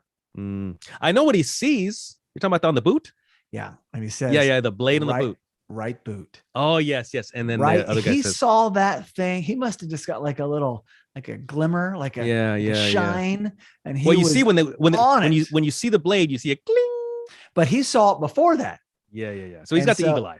Then they move in, and of course, this leads to another great fight sequence. I mean, this guy, Sal, there's a lot of knives in this movie. Guns later, but right now, a lot of knives, and they're not afraid to use them. I mean, we've seen Dalton get stabbed twice. This guy's coming in with a knife out of a boot, and he's kicking Dalton for the head. This guy's going for a kill shot. That's a kill shot. Yes. Yeah. Are you kidding me? Well, Dalton's a badass, and he grabs that leg, and I swear he broke this guy's knee. But then the next shot, the guy's still rolling around. But I like how Dalton pulled the boot off and threw it on the roof. Right? Yeah, pulls him out of the double deuce, and then throws that up out of the way. Fight breaks out, not breaks out, it continues, and it ends very victorious. They bested these guys, right? Yeah. But who is there watching, waiting in the wings? Oh, looking so fantastic. And I love the waiting. At this moment, even though Dalton had to deal with this, as soon as he turns and sees Doc standing there, that's the moment you envy Dalton, right? At that moment. With her not really before, right now. Now, because she's there to see him. Oh, yeah. Because he did invite her. I mean, to be honest and to be clear, at the hospital, he's like, "Hey, you ever want to come by?" But I don't think he really thought that she maybe would. Oh, he threw it out there. Back to your own. Yeah, but you think she's okay? She's a physician, and he's basically inviting her to a dive bar. You think she's offhand? You think she's gonna go? Well, he's not your normal run of the mill guy either. He's not Sal Rodriguez. He's interesting. He's interesting, and I love her. Red and white. Plaid dress is looking really cute and inviting. And so they go off and they go to Bonnie's Grill, home cooking, and have, just really the first date. I mean, that was just the first, meet cute meet at the hospital. So this is their first date. And now they go back to Dalton's car. And what do we see this time? Oh, they drive up, and I didn't think she saw it first, but he definitely saw it first. Right. Yeah. That a stop sign. Somebody throws a stop sign through the passenger window. Unreal. Route first, and so the big stop is sticking out of his window. Yeah, probably slashed a tire or two as well. Oh, probably. Sure. And Dalton's used to this, right? Yeah. This is just another night for him. Yeah, but before he gets out of the car, Sal, they share their first kiss. Oh yeah. Very, very, very nice. So hey, this is going somewhere. This is a great device for the movie, because he might want to get the heck out of Dodge. This is too much. He's made his money from Tillman. maybe I'm ready to move on to the next town, but now he's got a reason to stay. Yeah. Yeah. It's one of those, should I stay or should I go? And she is the reason to stay at this point. Right. And the more he gets close to her and she's connected to Red and he sees the funny business going on, and all of a sudden, it's in the family. You live in Jasper. Now you live in Jasper. Yeah. So next day, O'Connor and big guy, a very big guy, arrive at Dalton's.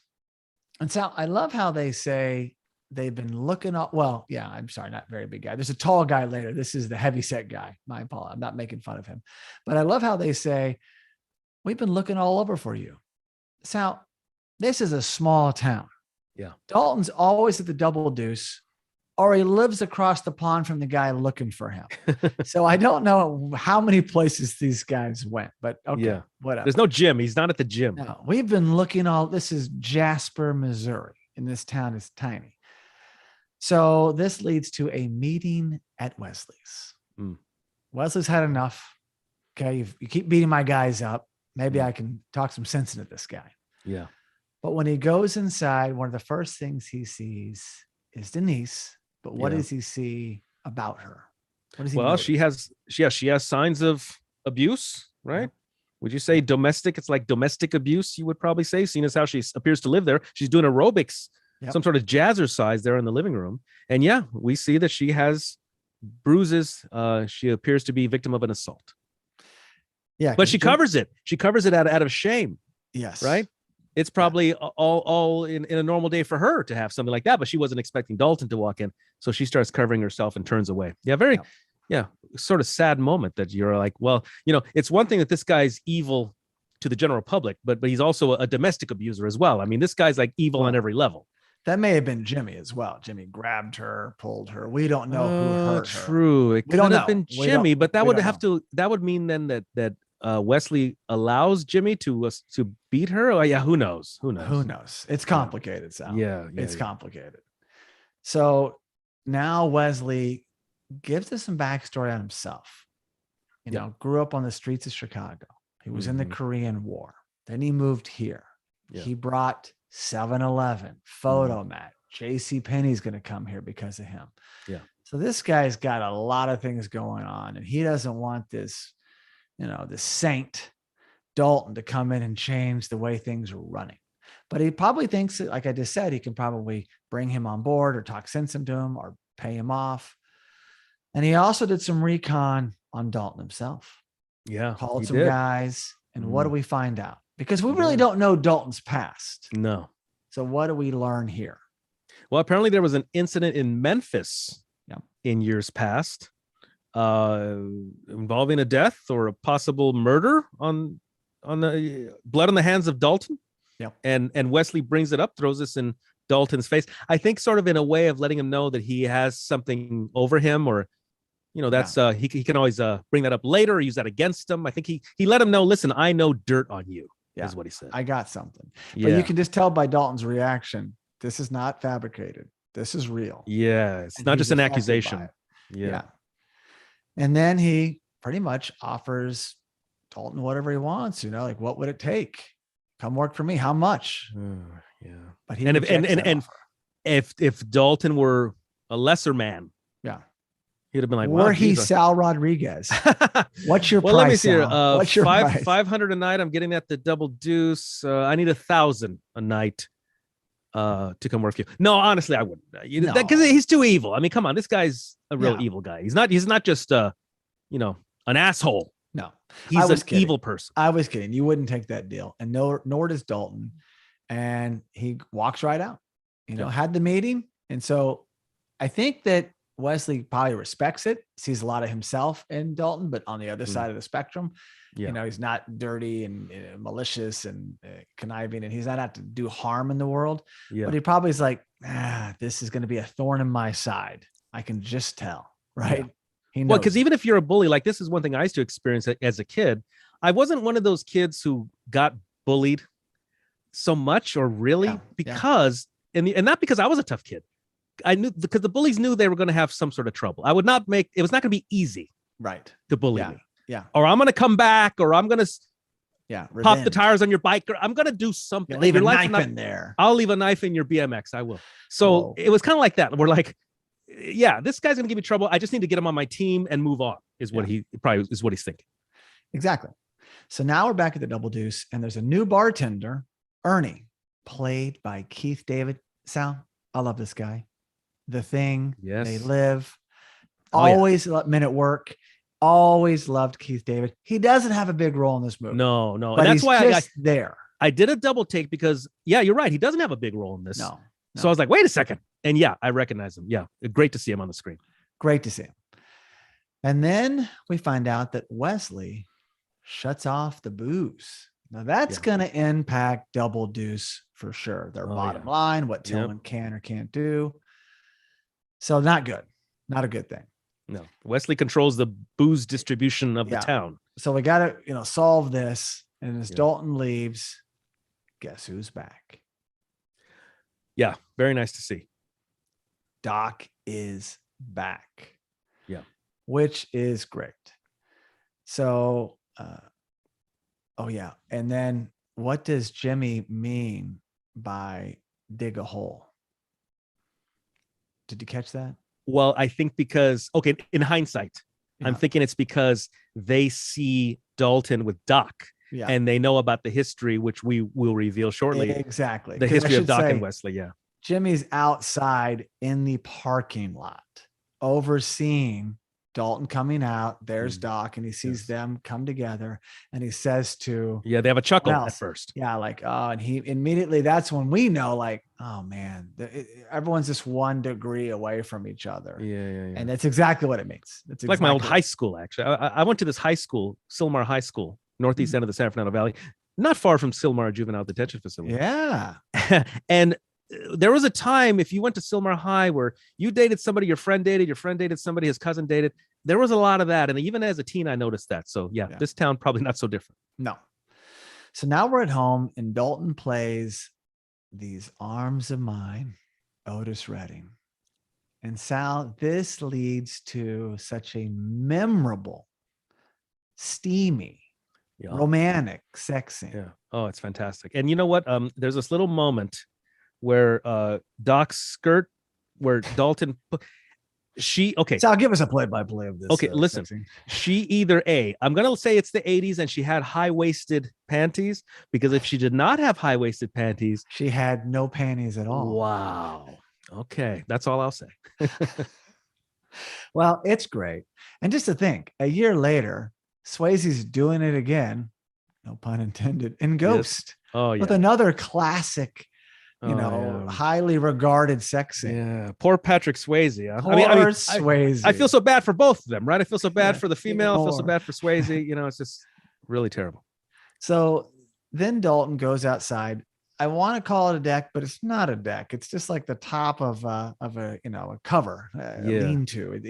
He kind of sets up shop there while she's sleeping. While Doc's sleeping. Maybe looking at the moon or something. Yeah, she comes out, joins him.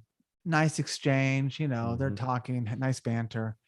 But what I love is the peeping Tom across the pond, Sal. Again, back to my point, how close it is.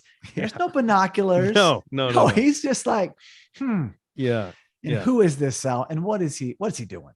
Yeah. It's like Hitchcock's Rear Window, but there's no binoculars or wheelchair. Because they're close. They're that close. Yeah. It's just over the pond. And he sees. Now, does he recognize? Well, he sees her Jeep. He sees her Jeep. Okay, so then he sees a woman. One car home. Okay, because I would say from that distance you wouldn't maybe recognize the woman, maybe, but you see the car, you see the blonde. Your henchman told you about earlier, so there you go. So he sees. Jimmy said, "I saw them together," which put him on that porch on that rocking chair. Oh, okay. So I thought he just happened to be there. No, he already knew. Oh, okay. In that case, not only is he a horrible person in public, a domestic abuser, he's also a peeping Tom. Yeah, stalker, the worst. Well, the next morning we get Emmett again, just for a minute, and it's great. A brief appearance, a brief exchange, share some wisdom about women, and it's really great. And then he's gone. Or the scene's over. But because we're back at the Double Deuce. And Dalton, I made a note here, smokes as usual. Yeah. I listen, I'm not a smoker, but I don't put it down. But in the movies, you just do not see people this much smoking. It's part of his character. He's always smoking. Yeah. And I thought, wow, you just wouldn't see that now. In fact, we'll see if Jake Gyllenhaal does it in the reboot, if they do it. I just don't think they will. Well, look, since we're talking, Jason, about cigarettes, the reboot of Grease, all the cigarettes there's none. Gone. Yeah, gone. Out. Yeah. That's what happens. People hate cigarettes. People, you know why? People hate big tobacco. That's what they hate. That's what it is. So Cody shares Doc's name, which is Elizabeth Clay. And her ex is? Well, hang on, Jason. I'm sorry. I don't think that's her ex. I think that Wesley had a thing for her, which implies he had like a crush on her, maybe. That's true. We don't know if they were ever an item, or he just said, I gotta have this girl, and I chased her. But I had an idea that he charmed her. Yeah, he could be charming, and they may have started to get together and had a brief romance, and then she's like, this guy, because I think he could pretend he's something else. He could be a chameleon. He could, because publicly, I mean, okay, look, on one hand, he's like some boss enforcer. On the other hand, he's like a community developer, right? That's what I mean. So I think that he wooed her, and then she saw his stripes. Wow. I was like, I'm out. That's my opinion. But whatever it is, they're talking about Wesley. Yeah. So now Dalton understands, like, oh, wow, she's got a pass with him, which he takes much harder. He's probably thinking, oh, they were like super, super serious. Sure. And he's still around, and he starts to get a little bit jealous, and that comes up later. But now we know that Cody's well informed, Sal. Yeah, Cody has his finger on the pulse. Yeah. Right. He knows what's going down. He's connected. So now the liquor arrives. The liquor that, Wesley was banning. They must have outsourced some other liquor. Yeah. Right? Well, because you remember Dalton got on the phone. I guess he maybe has a connection. Somebody owed him a favor or something. He knows people. He's likable. Who wouldn't want to work with Dalton again? Like, oh yeah, this guy's over here in Ohio. And so new liquor arrives, because he even knows the driver. Jimmy, take a break. So he knows people. But as the liquor arrives, so does someone else. Yeah. More thugs. No, not the thug. Sorry. Okay. Well, wait, hang on. The thugs too, but I'm talking about someone else who we want to see. Okay. Is showing actually, you know what? You're right, Jason. Before the thugs. Yes, exactly. Arrives, that would be. Well, I want to call him Wade. I'm still stuck on Wade. Well, let's say the whole name then. What is the whole name? Wade Garrett. There we go. Wade Garrett. That's a good name. That's a good name. Rolling up of course he's on a motorcycle, Sal. He just looks so cool. No helmet. Yeah. Kind of easy rider looking. And he gets out and he looks up at that sign. And do you remember what he says? Do you remember what he calls the double deuce? Oh, double douche. Another. In fact, Garrett has so many great one-liners. And so, yes, that happens. And while that's, we're taking this in, we're happy that Garrett's there. We knew that couldn't have just been it on the phone, right? This is Sam Elliott. And he seems like there's going to be more than one phone call. Sure. It's not a cameo. It's not a cameo. Well, he looks like, okay, so you're right. Then the thugs arrive. Sorry, I was looking at my notes. Then the thugs arrive because the liquor's there. They know it. And they've already banned said liquor. Sure. And this starts what? Yeah, they're there to intercept this liquor. How dare you try to get liquor in here? Wesley runs the liquor in this town.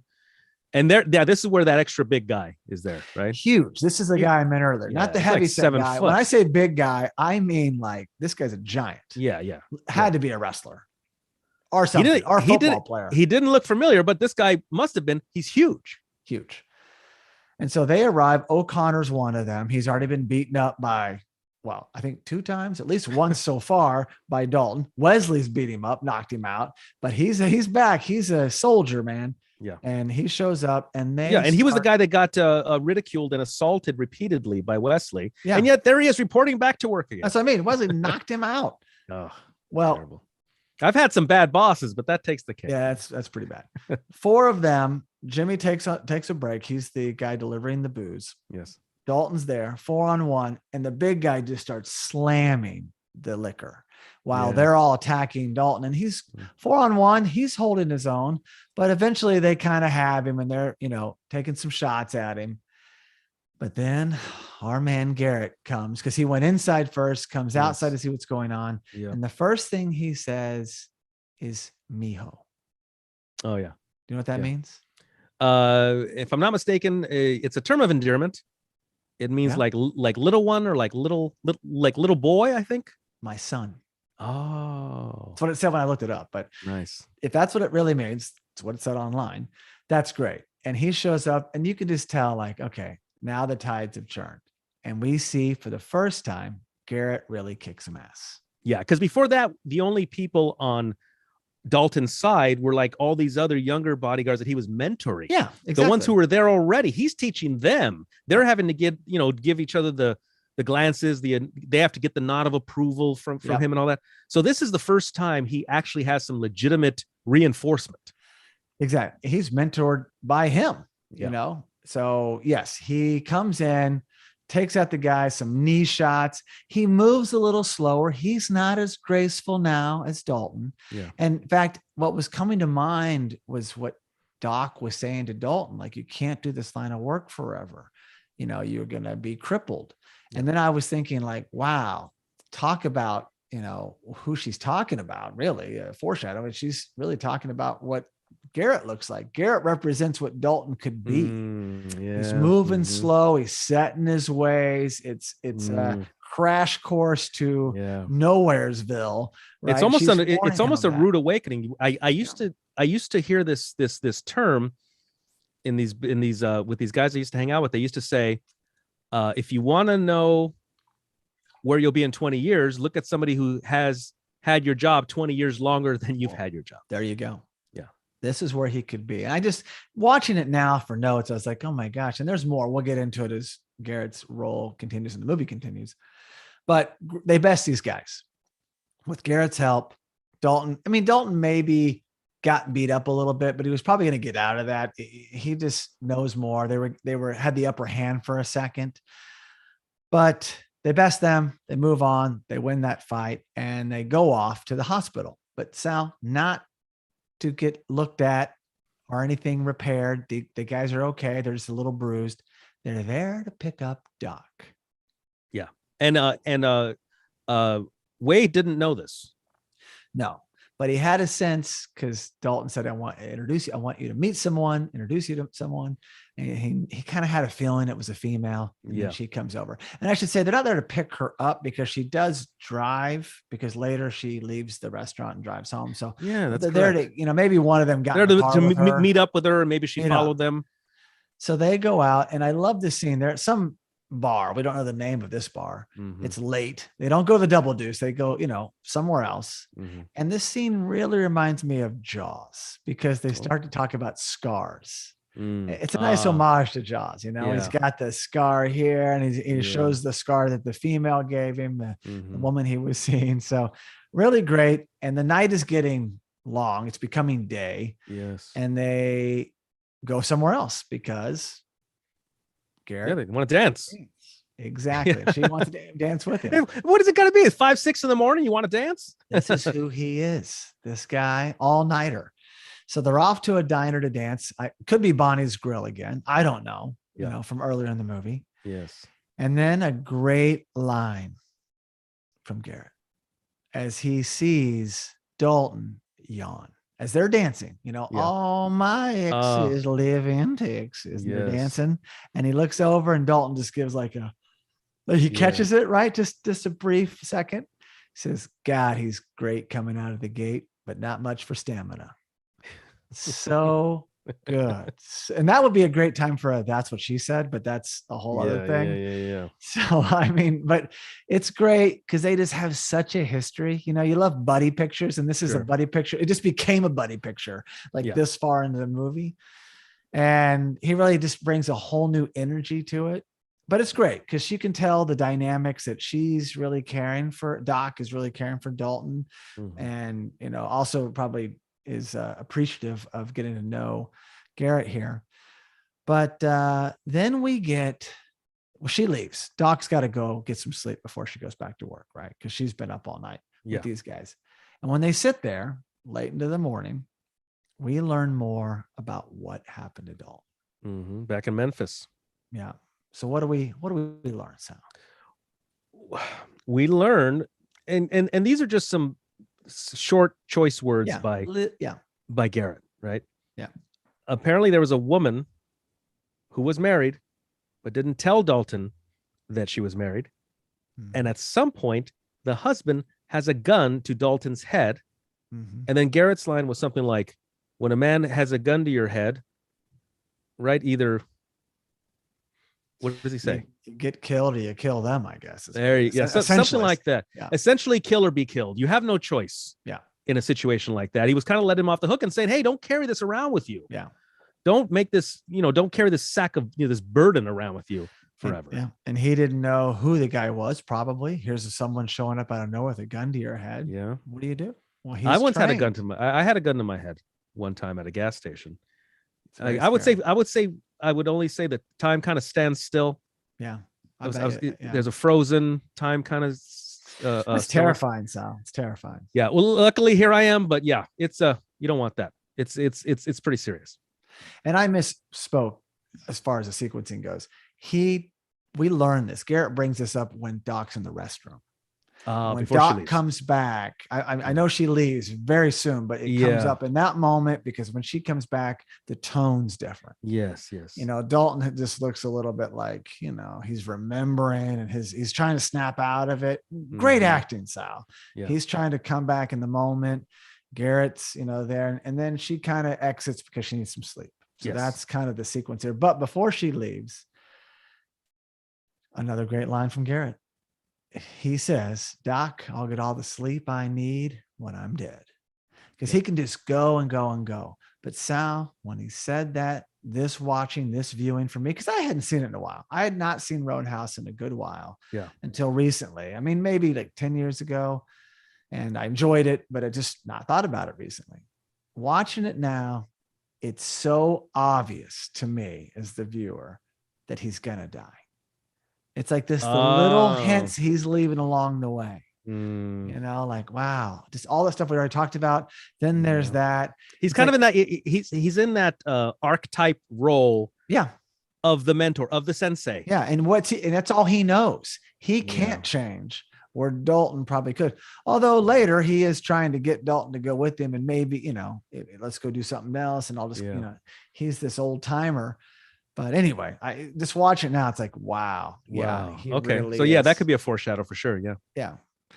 So now we're back at the Double Deuce and it's packed and all's clear. Everything's looking good. No fighting. We're going well. But then out of nowhere, one of the bouncers comes in and says, what? I forget it's what happening. Well, what is happening? Hello. Yeah, exactly. Red's auto parts store is on fire. Yeah. Holy cow. And yeah, you're right. It's a stone's throw away. You can, because the owner of the Double Deuce looks out of his window. Yeah. And he looks right at the fire. Yeah. I could hit it with a frisbee. And he's thinking, he doesn't say anything, but he's thinking, oh no. Yeah. I'm next.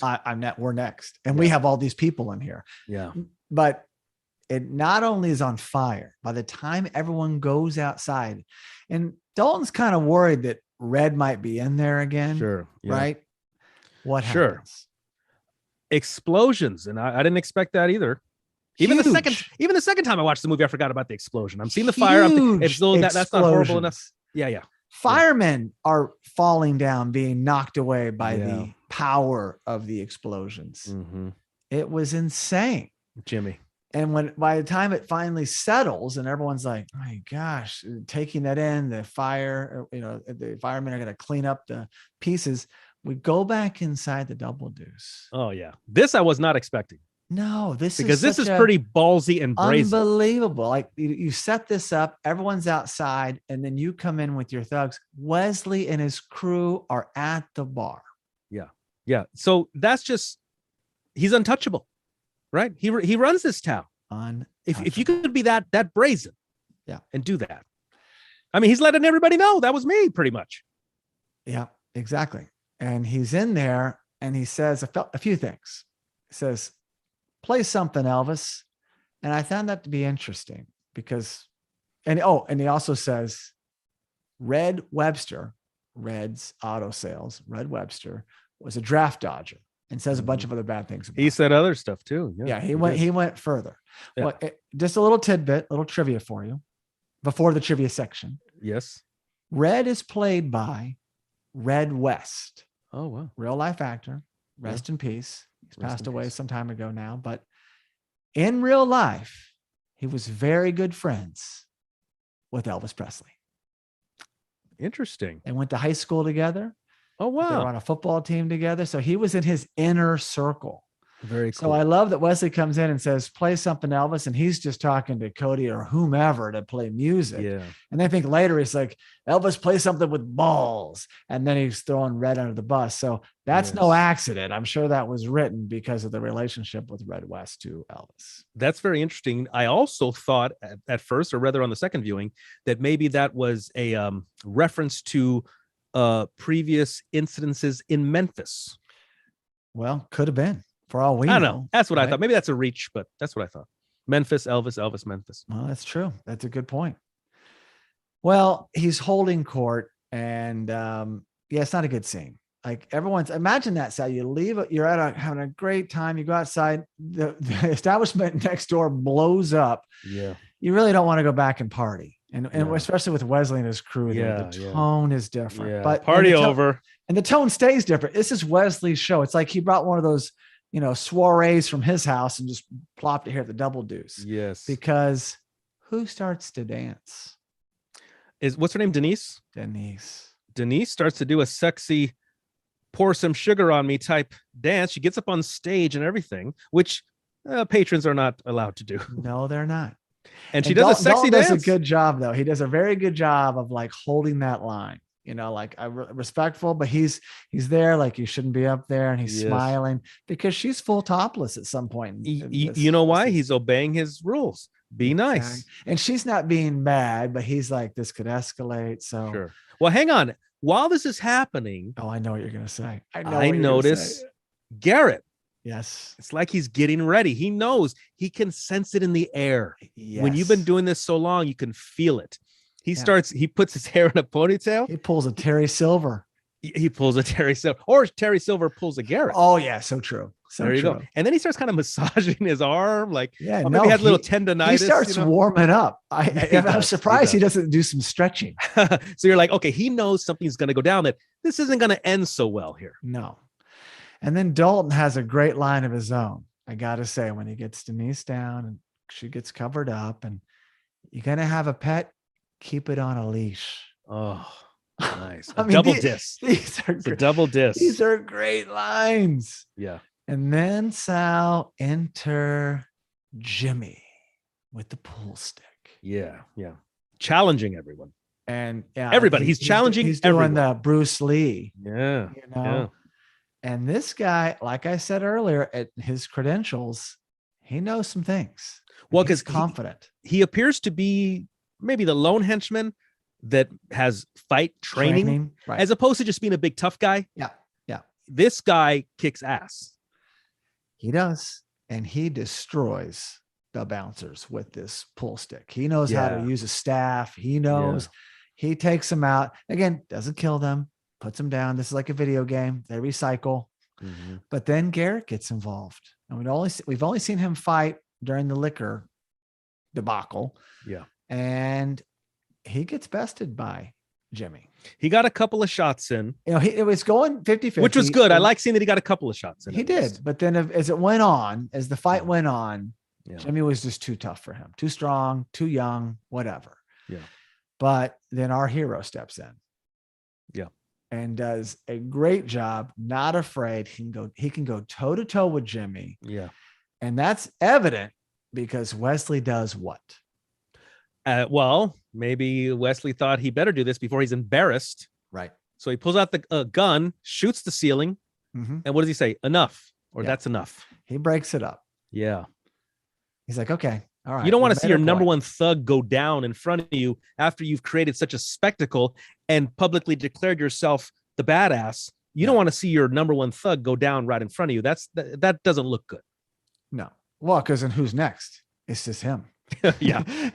He's the guy. So great scene. They leave. Everyone leaves. Now we're at Red's home. First and only time we've been here. Mm.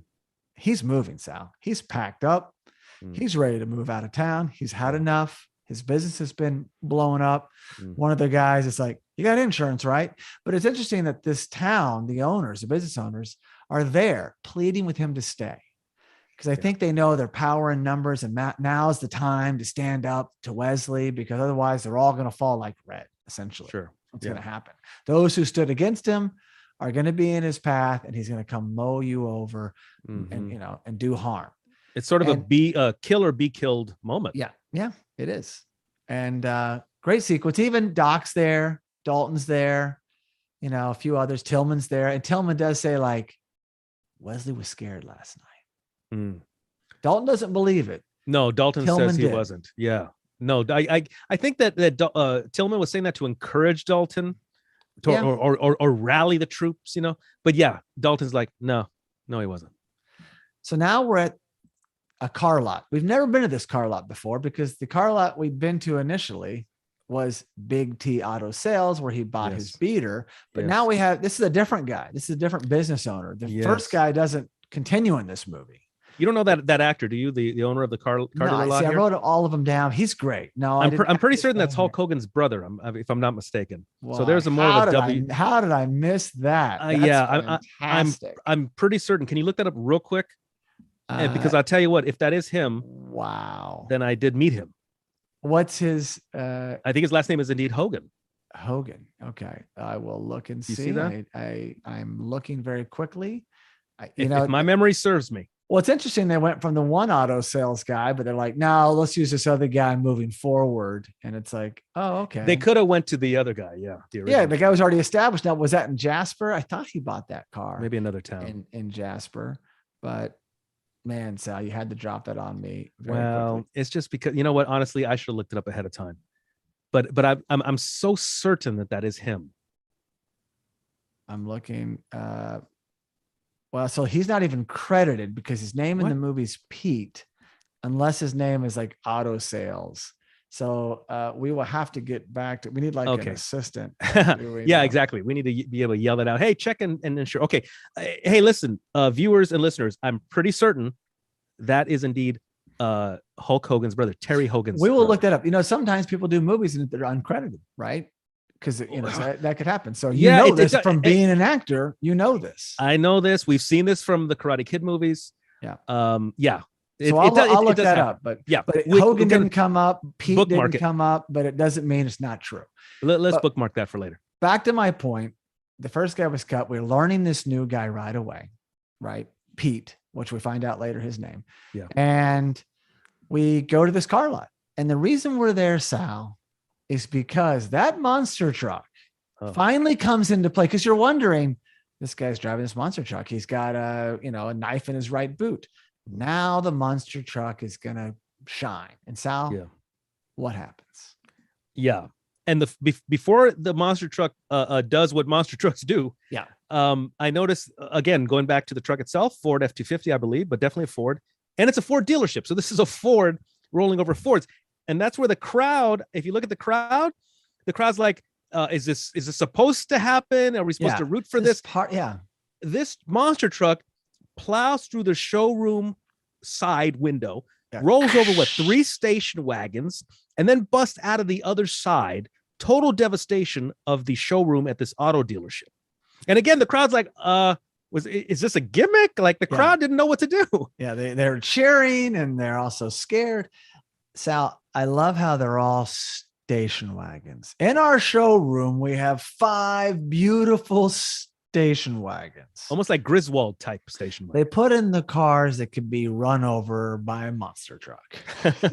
They don't have the Porsches or Mercedes or anything luxurious in there. No, we got to stay in budget.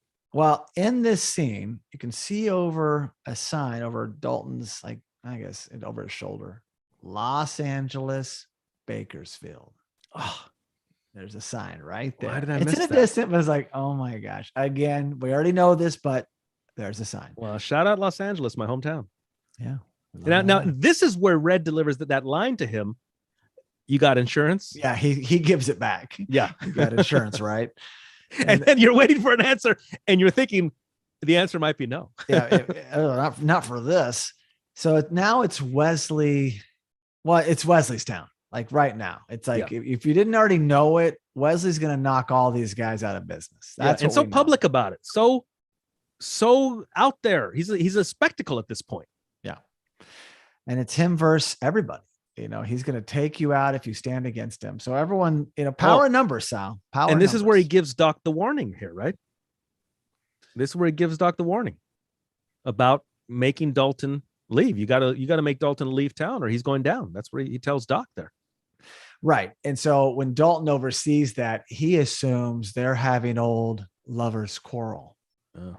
He sees her talking to him and he assumes like that relationship, the ties are much stronger, which again, I think they had some sort of relationship a long time ago. Yeah. It could have been more than I want to think. He was on his best behavior until he couldn't be. Mm-hmm. And so Dalton sees that and is like, this whole town, something's off. Right. Yeah. So now we're at the barn, back at his, the barn at his home, but he's in the barn and Dalton is training. Oh yeah. And it's like, it's go on. Jason, are you going to invoke Rocky IV here?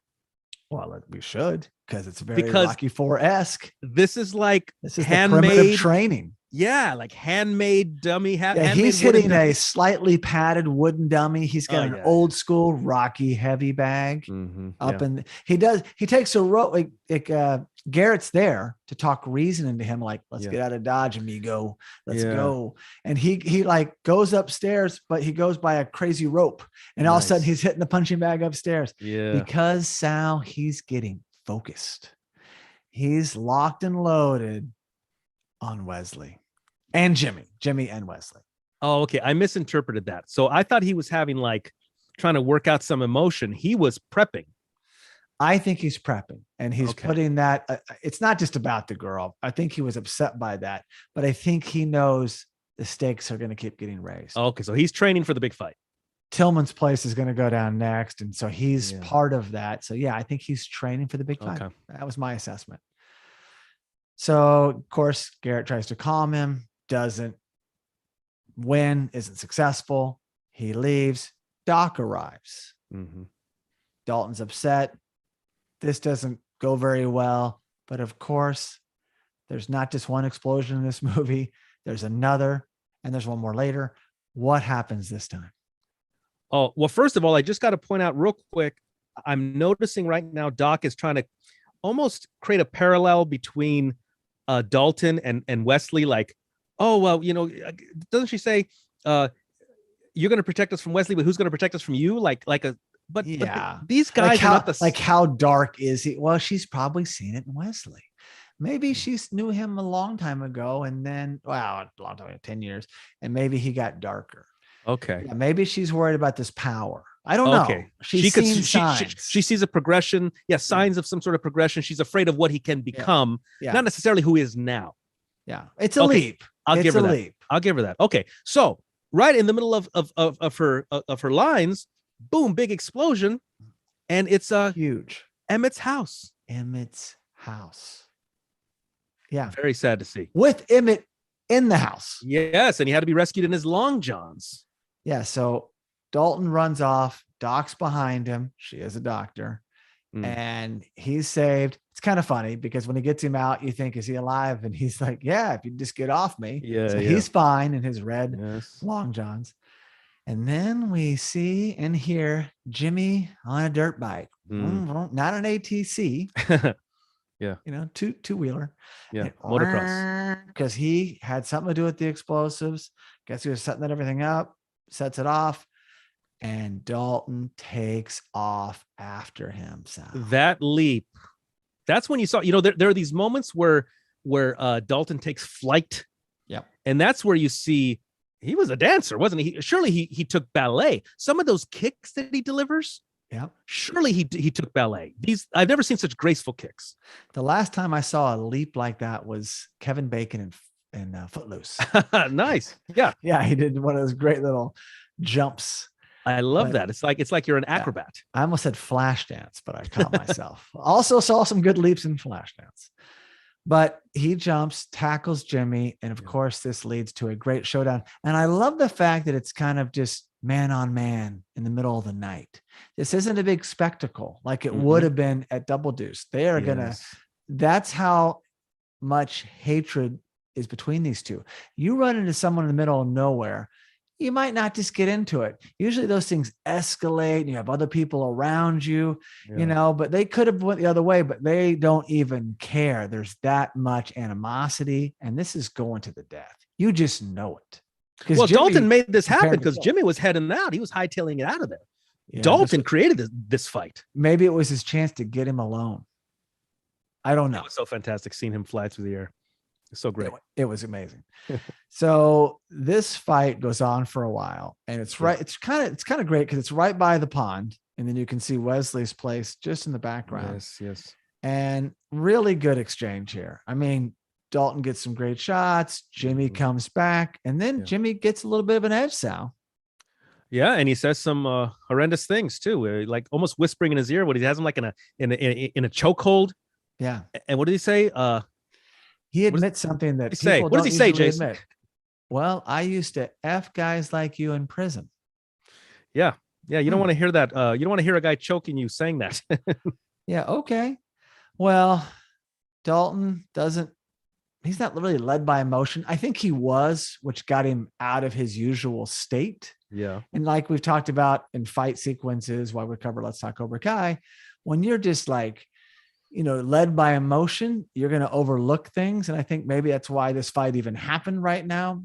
But here he is, he's getting calm. He's probably looking inward as Dalton would, while Jimmy's starting to feel like, he's going to be victorious. He's getting confident. And he kind of rests across the back of this tree trunk. There's these, trees. He comes at a kick, catches his leg, snaps something. I mean, again, there's a lot of knee snapping that doesn't really lead to worse, like guys shake it off, but great move. Best him, puts him in this vulnerable position. And Sal, once again, something we heard about earlier in the movie comes into play. Yep. And it's kind of like Mortal Kombat move, if you will. Yeah. It is the throat kill. And he goes there, but only because, I should say, Jimmy pulled a gun. Yeah, Jimmy had a gun in his boot. Yeah, because he was not going to go for death. Jimmy pulled out the gun.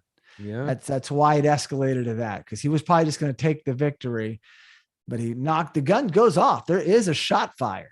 Yeah. Goes off, but he goes in and does this incredible move.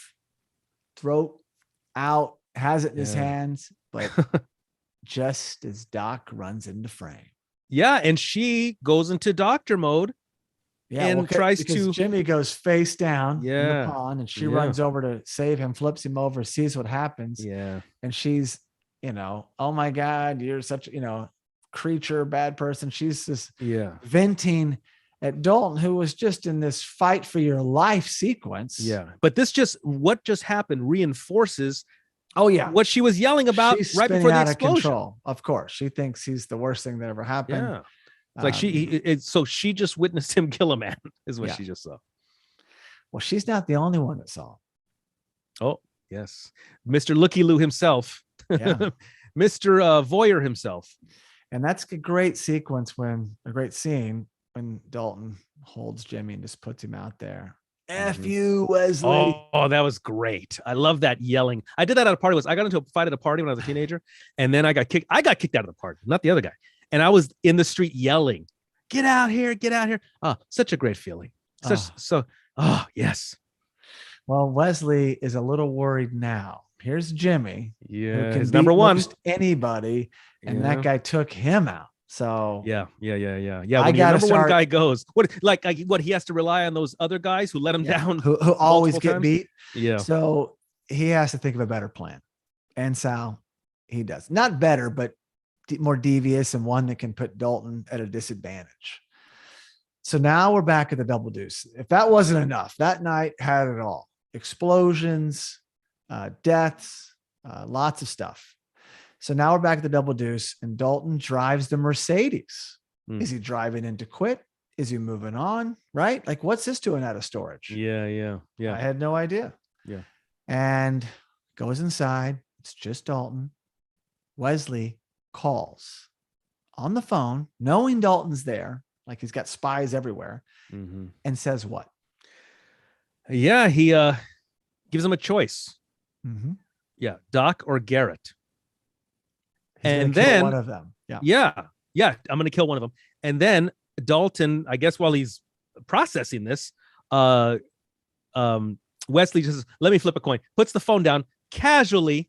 How much more casual can you get? Hang on. Yeah. Let me flip a coin like he's choosing what restaurant to go to. Flips the coin, goes back and tells him, what does he say? He doesn't even tell him anything. He just leaves him in suspense. Yeah. I wish I could tell you how this turns out or something, but yeah. Exactly. But he hangs up on Dalton. Dalton doesn't know what the hell, who's being chosen or whatever. Yeah. And then I think we get thrown for a loop because in walks Garrett. Here comes Garrett, and he's beat up, Sal. Oh yeah. He fought a bunch of guys, 3 guys or something, or 4, whatever he said.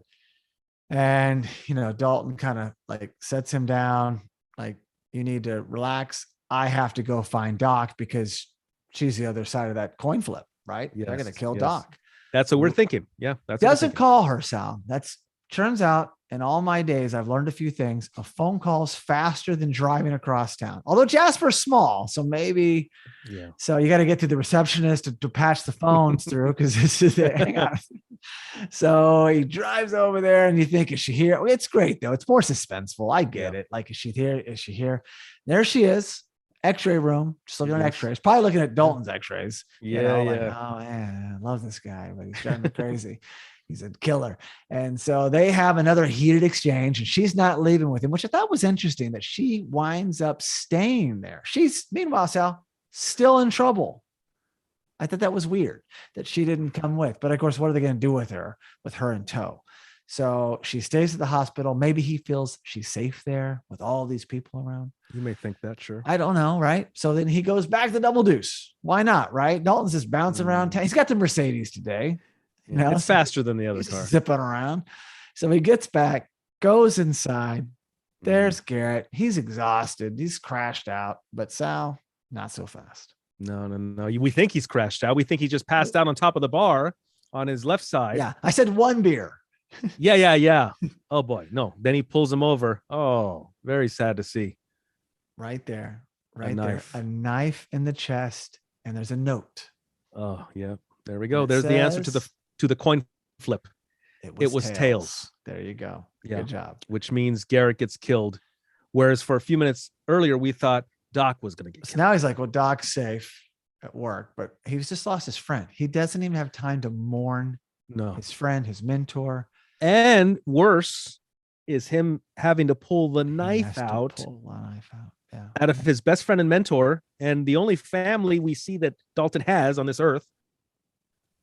Oh, horrible moment. I guess he didn't have to pull the knife out, but if you're going to use the knife in any way, you need it. But well, yeah, I guess he needed a knife, and that was the knife. Yeah, maybe he didn't want it to be in his friend anymore, but yeah, very sad. I mean, we don't know how it happened. They already beat Garrett up. They were standing by waiting for Wesley's go ahead, and they went in, and then it just got, But later on, we see whose knife that is. Oh, yeah. We do know who did it. Yeah. But I mean, they already fought him, and then they just kind of waited for the go. So they're strategic. They're Wesley is, he plans these things. Oh yeah. He stayed up all night after Jimmy's death thinking, shit, I'm in trouble. I'm in trouble here. So now Dalton takes the knife and heads to Wesley's. And I got to say, this scene is amazing. Such a great stunt. I thought about this a lot growing up as well. I mean, I was 17 when I saw this movie. We talked about it, friends, like, oh, that was great. Well, out of nowhere, Sal, we see this Mercedes hightailing it. Yeah, straight to the property compound. Straight at it. There's all the henchmen, and they've all got guns, and they're all like thinking, there he is, right? There he is. Yeah. Dalton's just going to come in here super fast, guns ablazing. Yeah. And what happens? Yeah. Well, we see the car speeding ahead, breaking through the property. They're all shooting. All the henchmen are all shooting. Everything from shotguns to pistols to rifles, I think. Yep. the car just comes right through. Oh, and then it does a little Dukes of Hazzard style. It's a little fence. Yeah. Yeah. And then lands It all explodes. in flames. Yeah. Oh, more explosions. Loving the explosions. They run over to the car, open up the door to expect to see Dalton there. But no. Instead, you look down at the gas pedal, and that very knife was pushed down into the gas pedal, effectively nailing the gas pedal down. I love that. That's how you make the car go without you in it. That is amazing. And this is I also where, love how it just drove straight. Jason, which was first? Which was first, Roadhouse or Rambo? Rambo was before Roadhouse. Okay, this is a Rambo. This is Dalton going Rambo here. Our Commando. I'm loving it. I love revenge on evil people. The body count starts to climb because Jimmy was a fight to the death. He had to kill Jimmy. The body count now starts to escalate. I mean all we lost Garrett, so the body count is escalating. But from this point on, it reminds me of that scene in Commando. Well, that gets into the hundreds when he goes in to save the girl who I think was Elisa Milano, if I'm not mistaken. His daughter, and yes. Ray Don Chong was in that movie. Yes, he goes in there and, one man show in the fatigues and he takes out a village. Let's not forget that. The camouflage. Oh, yeah. No, that's what I mean. Yeah. It was incredible. Oh, yeah. Well, this is all that. But I love how Mercedes, that's why he had the Mercedes. That he's like, just straight, and that thing didn't deviate. Some cars just be like, sure, yeah, need an alignment. They'd be like, Dalton just took off. He headed down the road. He's in the pond now. Yeah, I think he's dead. So no, they opened the door, they pulled the knife, and you notice when he pulled the knife out, it had a quarter in the handle. It was really interesting. I don't know what I did pay attention to. I didn't notice the quarter. I noticed the guy who grabbed it then put it right in his sheath. That man was who? I don't know that guy's name. He looks very familiar, though. He was the Munster truck driver. Okay. I was going to say he looks familiar from like other movies I think I've seen him in. Oh, no, but he's that guy. He's the one who, goes to the Munster truck, is always his car, and he had the right boot, same guy, and he's got this knife. So he killed Garrett. Oh. And who oversaw this was Dalton. He's like, okay, that guy. Well, slowly but surely, much like the movies we've seen, Rambo, Commando, guys start to go. Yeah. O'Connor, done. And these aren't. We don't even see this. No, not even just knockouts. This is like they've got guns. Once you have guns, all bets are off. O'Connor's gone. That bouncer's gone. Then what happens? Oh, he stabs. Yeah, he stabs him, right? He stabs the bouncer, right? And he stabs him. He says, "Tails again." And then throws the knife into Wesley's nephew, the ex-bartender who was skimming up on the the second floor. Great scene. So he gets one guy, turns, he shoots and throws it. So, I mean, Dalton's going next level here. He did some other type of training along the way. Yeah. This is where you start to think, is he like a former Green Beret or something? What aren't they telling us here? Yeah, exactly. And so this leaves just the big guy. And I mean, the heavyset guy, he's like a trucker, comedic trucker. He's got the cat hat on, more than threatening, but he's kind of in this gang probably because he was stuck in it. Maybe he's loosely related to Wesley. He never felt like he could I never felt like he could do any real harm, but he's there. Sort of just a product of his environment, if you will. And they did a good job on dismissing him the way they did. But Sal, go ahead and tell us what happens. Well, I guess we learned that he has a fear of polar bears or other animals in general. Yeah, anything stuffed. Yeah, he sees a giant stuffed polar bear, and he starts freaking out. The polar bear starts coming towards him, and then gets pushed onto him. We're assuming pushed onto him by Dalton. Yeah. So this guy is laying underneath this stuffed polar bear, and you got to figure, okay, even though it's not full of meat, this thing got to weigh at least a couple hundred pounds. You got a few hundred pounds, 300-400 pounds at least, laying on top of you. Yeah, pins him in, knocks him out. But that was a great choice by Dalton. Like, we don't need to kill this guy. He's kind of a buffoon. Let's just knock this over on him. And that leaves Wesley and Dalton. That's all that's left here. And it's a classic showdown, Sal. Yeah. Classic. Yeah, it's good. And you're ready. But by this point, it needs to go. As audience, you are ready for this. So Wesley does shoot Dalton. He takes a shot.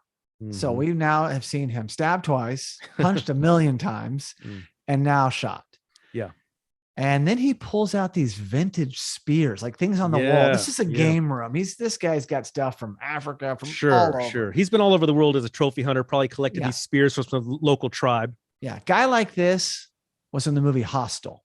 He'd pay to be part of Hostel. Like that's who Wesley is. Yeah. So he throws one spear salad. Actually, it's a pretty cool shot. Yeah. It's like glides for a while and goes. Yeah, into that was that was a good trajectory. I like that. And there wasn't much CG or any in this movie. Everything looked like real effects. So I was wondering if it might have been on a wire. That it could have been. It could have been. But I didn't see it though. I didn't see any wire.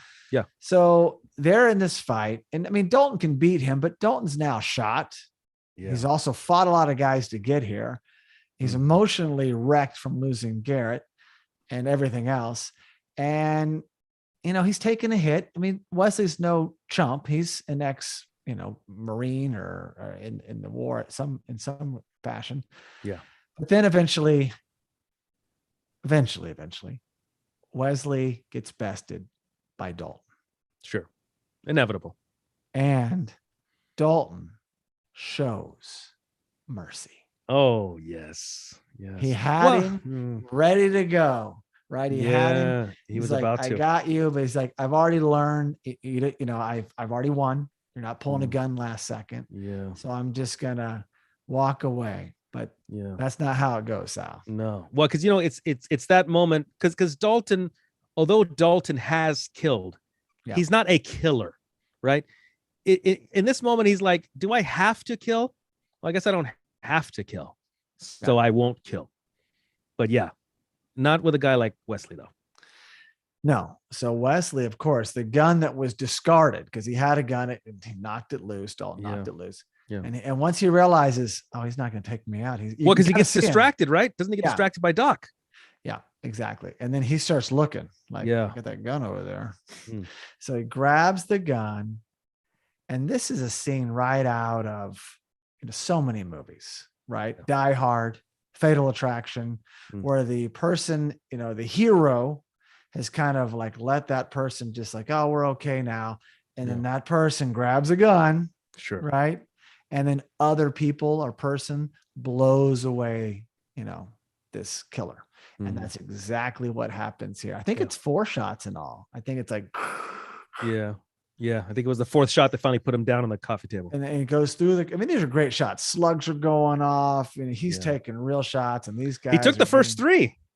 He took the first 3. Yeah. Yeah. And goes through the coffee table, completely dead this time. Yeah. And it's Emmett and Red and Pete and Tillman. It's the 4 of them. The local business owners. Absolutely. It was great. It was fantastic. I'm glad it was them. Exactly. Because they have a history that goes far beyond Dalton's recent, fight. Yeah, he's been robbing them for years, man. Yeah, they go way back. This guy's been a thorn in your side for a generation. In fact, as Tillman, who fires the 4th shot, comes up to do so, this is our town, and don't you forget it. Yeah. Nice. Payback, man. Payback. Yeah.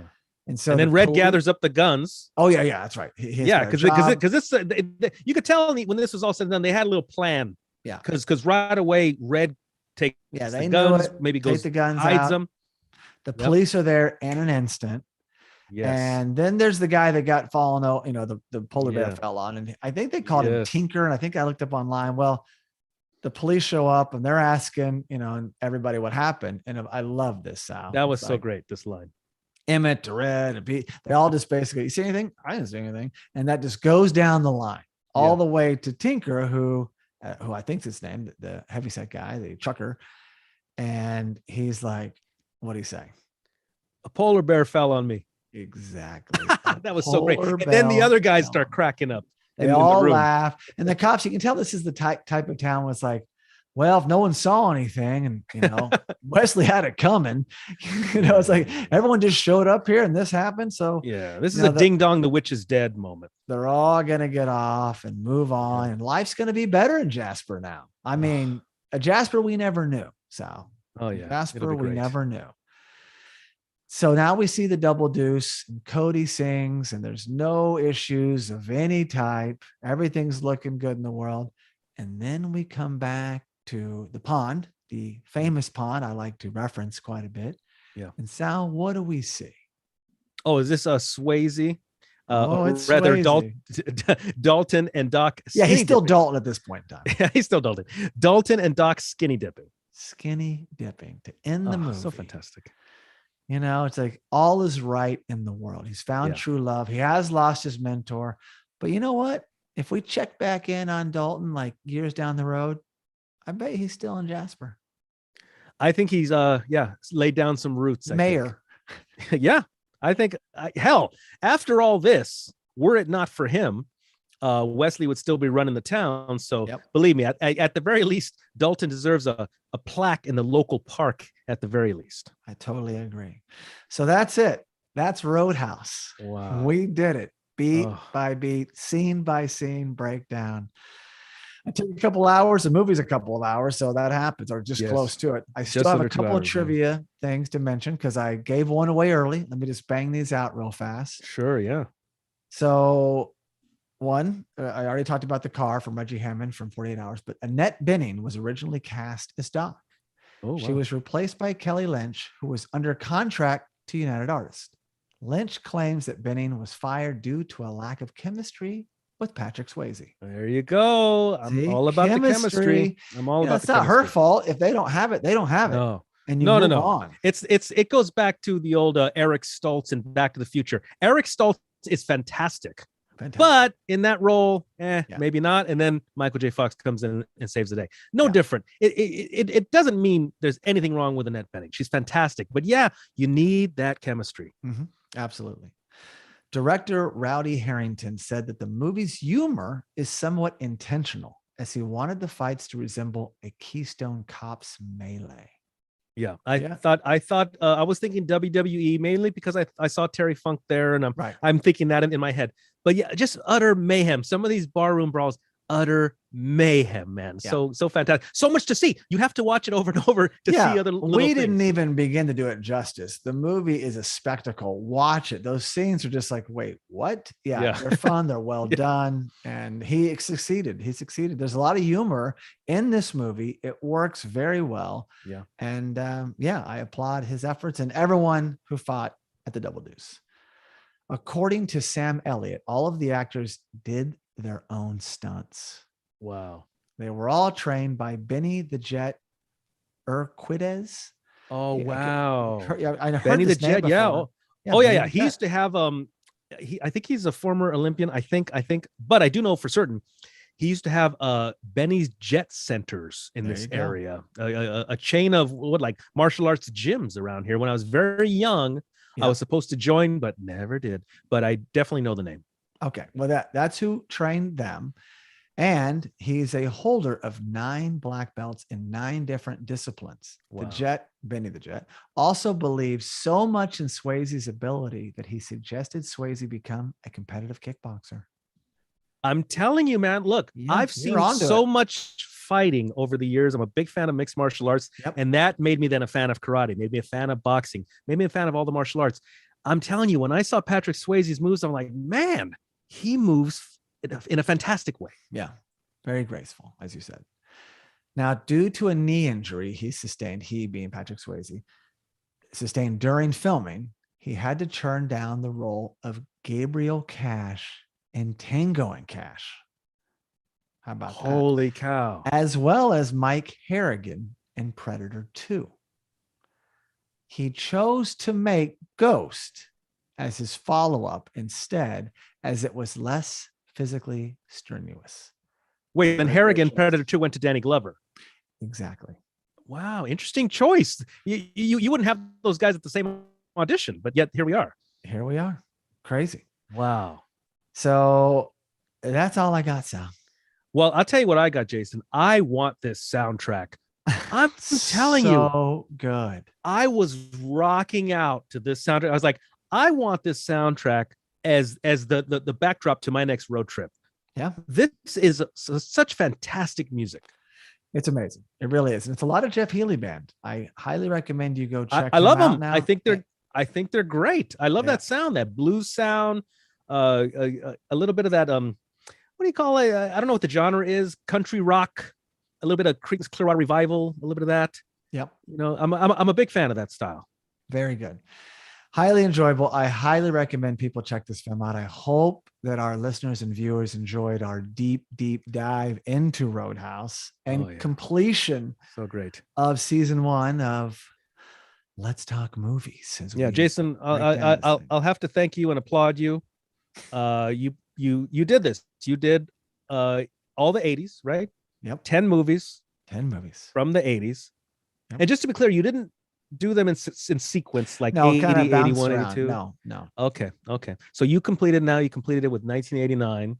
Mm-hmm. And I'll tell you, you put Roadhouse back on my radar, having seen it when I was young, and then it goes back into the back of your mind again. Yeah. But I'm a big fan again now. I did enjoy this revisiting of this new of Roadhouse. It would be very interesting to see what the reboot has to offer, what Jake Gyllenhaal has to offer. I'm definitely going to see that when that comes out. Yep. So this was a wonderful ride. Well, it's been my pleasure. Sal, I'm going to have you help me with the outro as I'm going to send it to you now in case you don't have it. Because we're going to dust that off and I just sent it to you. Okay. And no, it was my pleasure having you on. You were here for 5 out of the 10, and I'm excited to see what fun special episodes lie ahead for Let's Talk Movies. Yeah, I'm interested myself. Yeah, as a fan of the show. You're a fan of the show. Not just a participant, as a fan of the show. I'm curious. I'm just curious to see what you have in store for Let's Talk Movies. And most episodes aren't over 2 hours. The YouTube live version will go, it's live, and then it comes down, and then it re-airs when the podcast comes out. The podcast will be shorter.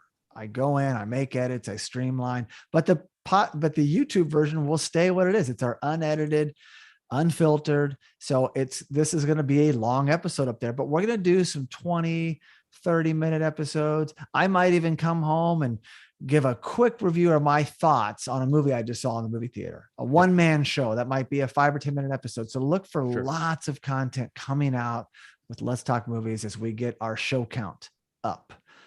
So did you get what I sent you? Not yet.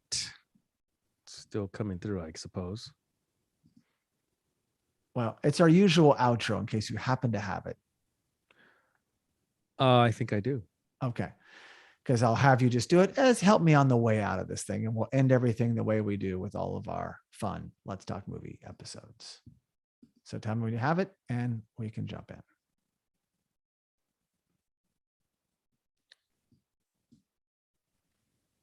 Excuse me. And if you don't, I'll just do the whole thing. You know what? Why don't you just go on ahead, because I'm wait. There we go. Okay. There we go. Yeah. See, it would have been faster to drive to the hospital. All right. So here we go. Thank you so much for listening. And please be sure to subscribe to Let's Talk Movies wherever you get your podcast. You can also really help us by giving the show a 5-star rating on Apple Podcast. And for all you listeners that enjoy sharing your thoughts, you can leave us a review on Apple Podcasts, send us a direct message, or post a comment on our social media, which is at justcuriousmedia. We also highly recommend checking out our other podcast and visiting justcuriousmedia.com. So without further ado, please enjoy Roadhouse. Well done. Nice. That was fun.